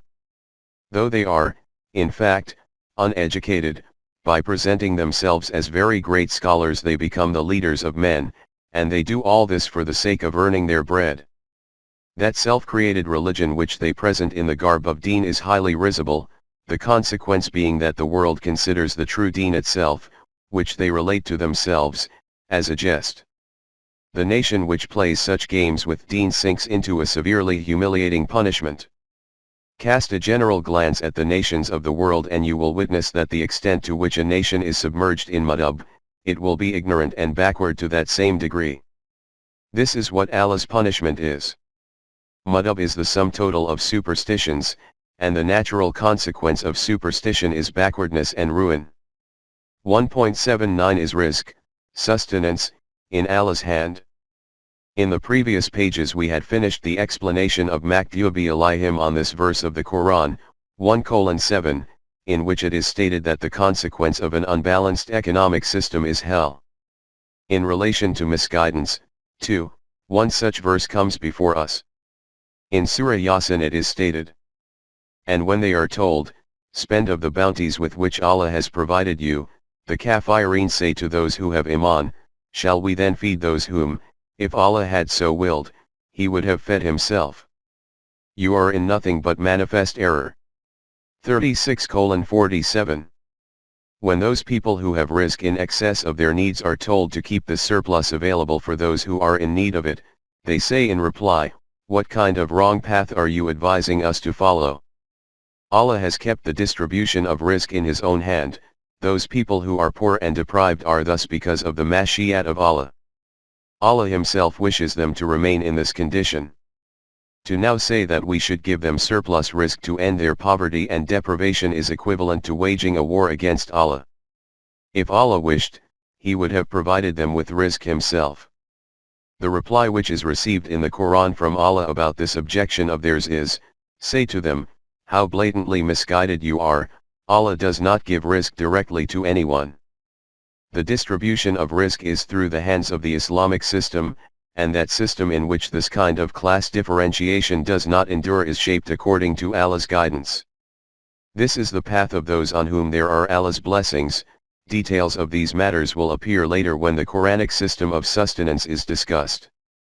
From the above discussion it is clear that when the Quran had taught this supplication to the Jamaat-e-Momineen, that we should not tread on the path of those people who are daleen, losing direction, what it meant by this.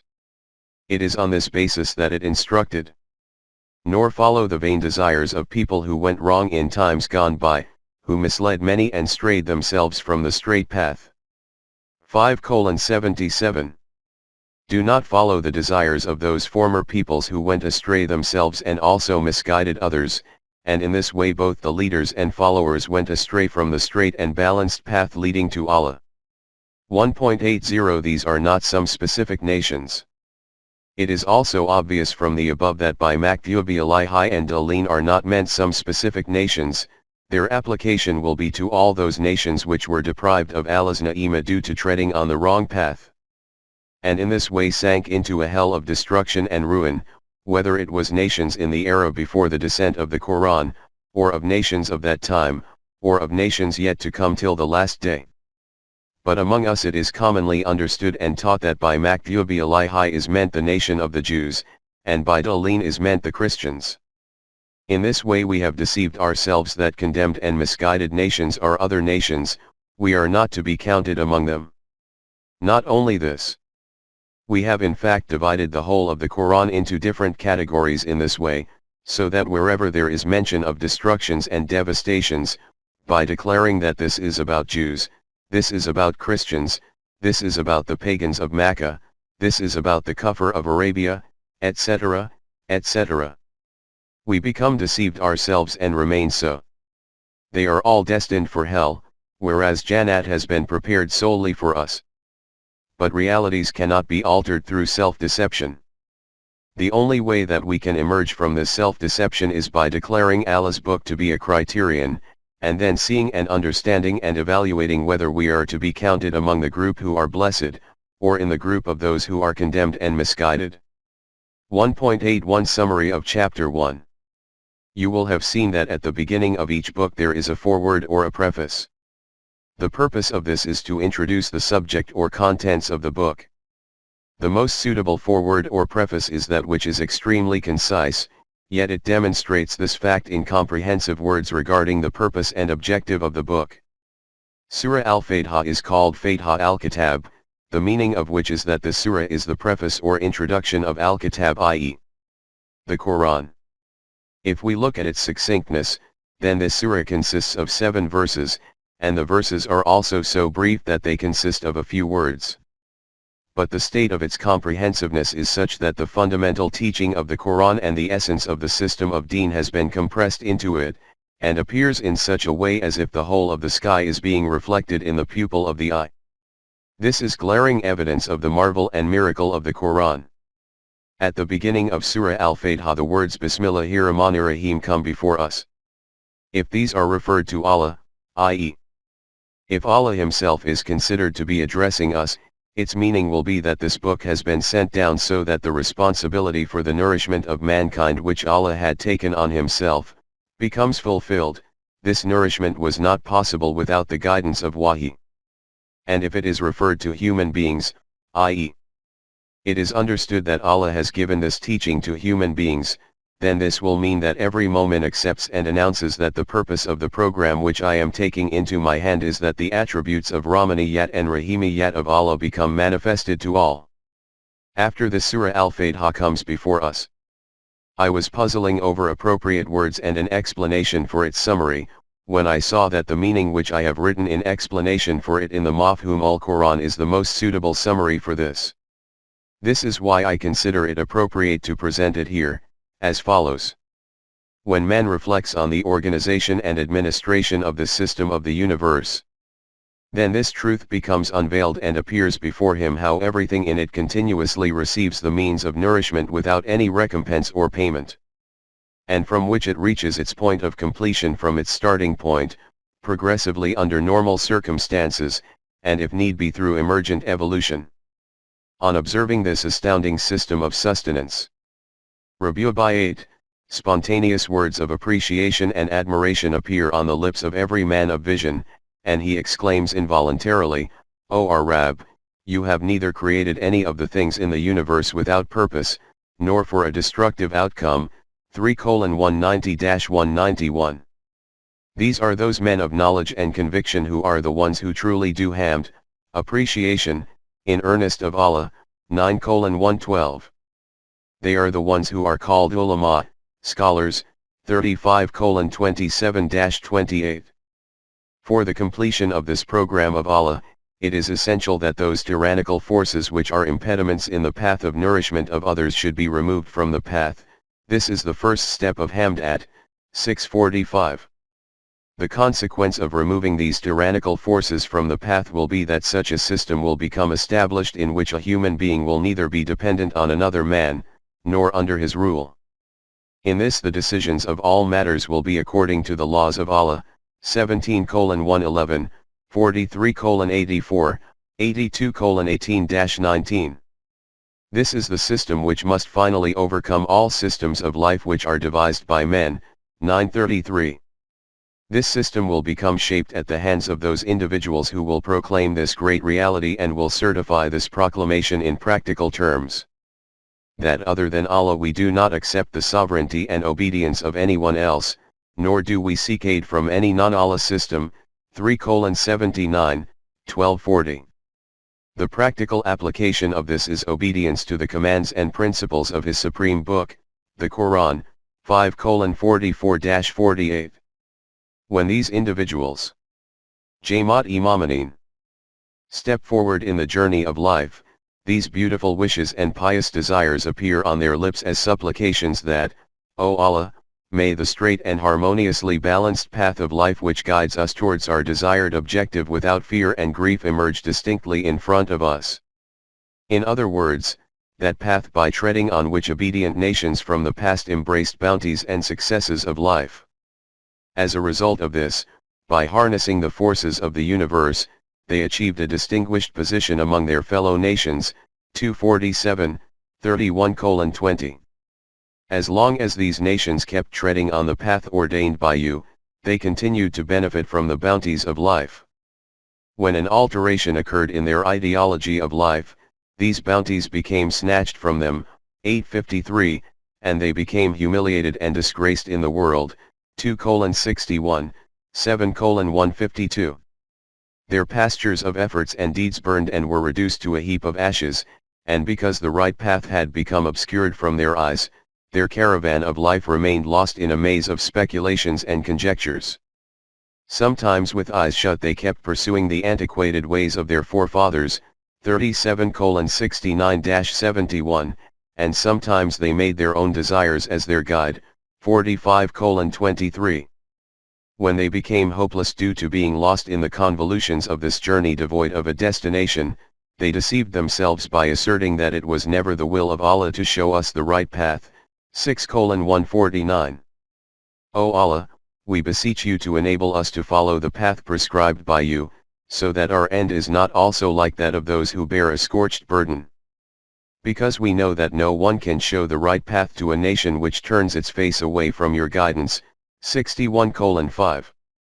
At the same time, we also know that this path can only appear to those who strive to seek it, 29:69. We also ask you to grant us the ability to make this sustained endeavor.